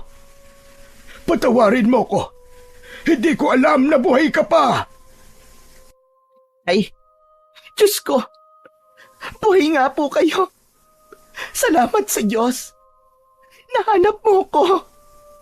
Oo, anak. Ang mga anak mong sina Pedro at Juan ang nakahanap sa akin. Sa tulong ng Diyos, pinagtagpo kami ng mga anak mo. Kaya pala pamilyar sa akin ang kilos nila. Parang nakikita ko ang sarili ko sa kanila dahil taglay nila ang dugo ng pagiging isang matadero. Bilang isang manunugis ng mga aswang. May papalit na sa akin. Wala nang manggugulo sa atin, anak. Magkakasama na tayong muli. Buo na ang ating pamilya. Tay, ang akala ko po talaga, hindi na tayo magkikita pa. Isang malakas na hagulgol ng iyak ang narinig nila sa mag-amang matagal nang hindi nagkita. Habang sina Juan at Pedro naman ay hawak pa rin ang sandata na tumutulo pa ang sariwang dugo ni Mang Kepweng. Napalapit sila sa kinaroroonan ng kanilang ina. Inalalayan nila itong tumayo at nilisan ang lugar na yon ng magkakasama. Kasabay ng pagkasunog ng buong tribo ng aswang na kanibal. Magmula ng gabing yon ay wala nang naging balita tungkol sa mga lalaking natatagpo ang patay sa kakawyan. Wala na rin ang banta ng panganib at natahimik na ang kanilang mga buhay. Masayang muka ng magkapatid ang bumungad sa tindahan ng matanda bilang mga bagong matadero sa palengke. Araw-araw na pinapanood ng mga tao ang pagpapakitang gilas ng magkapatid. Palaging ubos ang kanilang panindang karne. Hindi nagtagal ay nakahanap si Tatay Inok ng albularyong titingin sa sakit ni Aling Zenab. At dahil sa matyagang gamutan, gumaling ang kanilang ina sa sakit nito.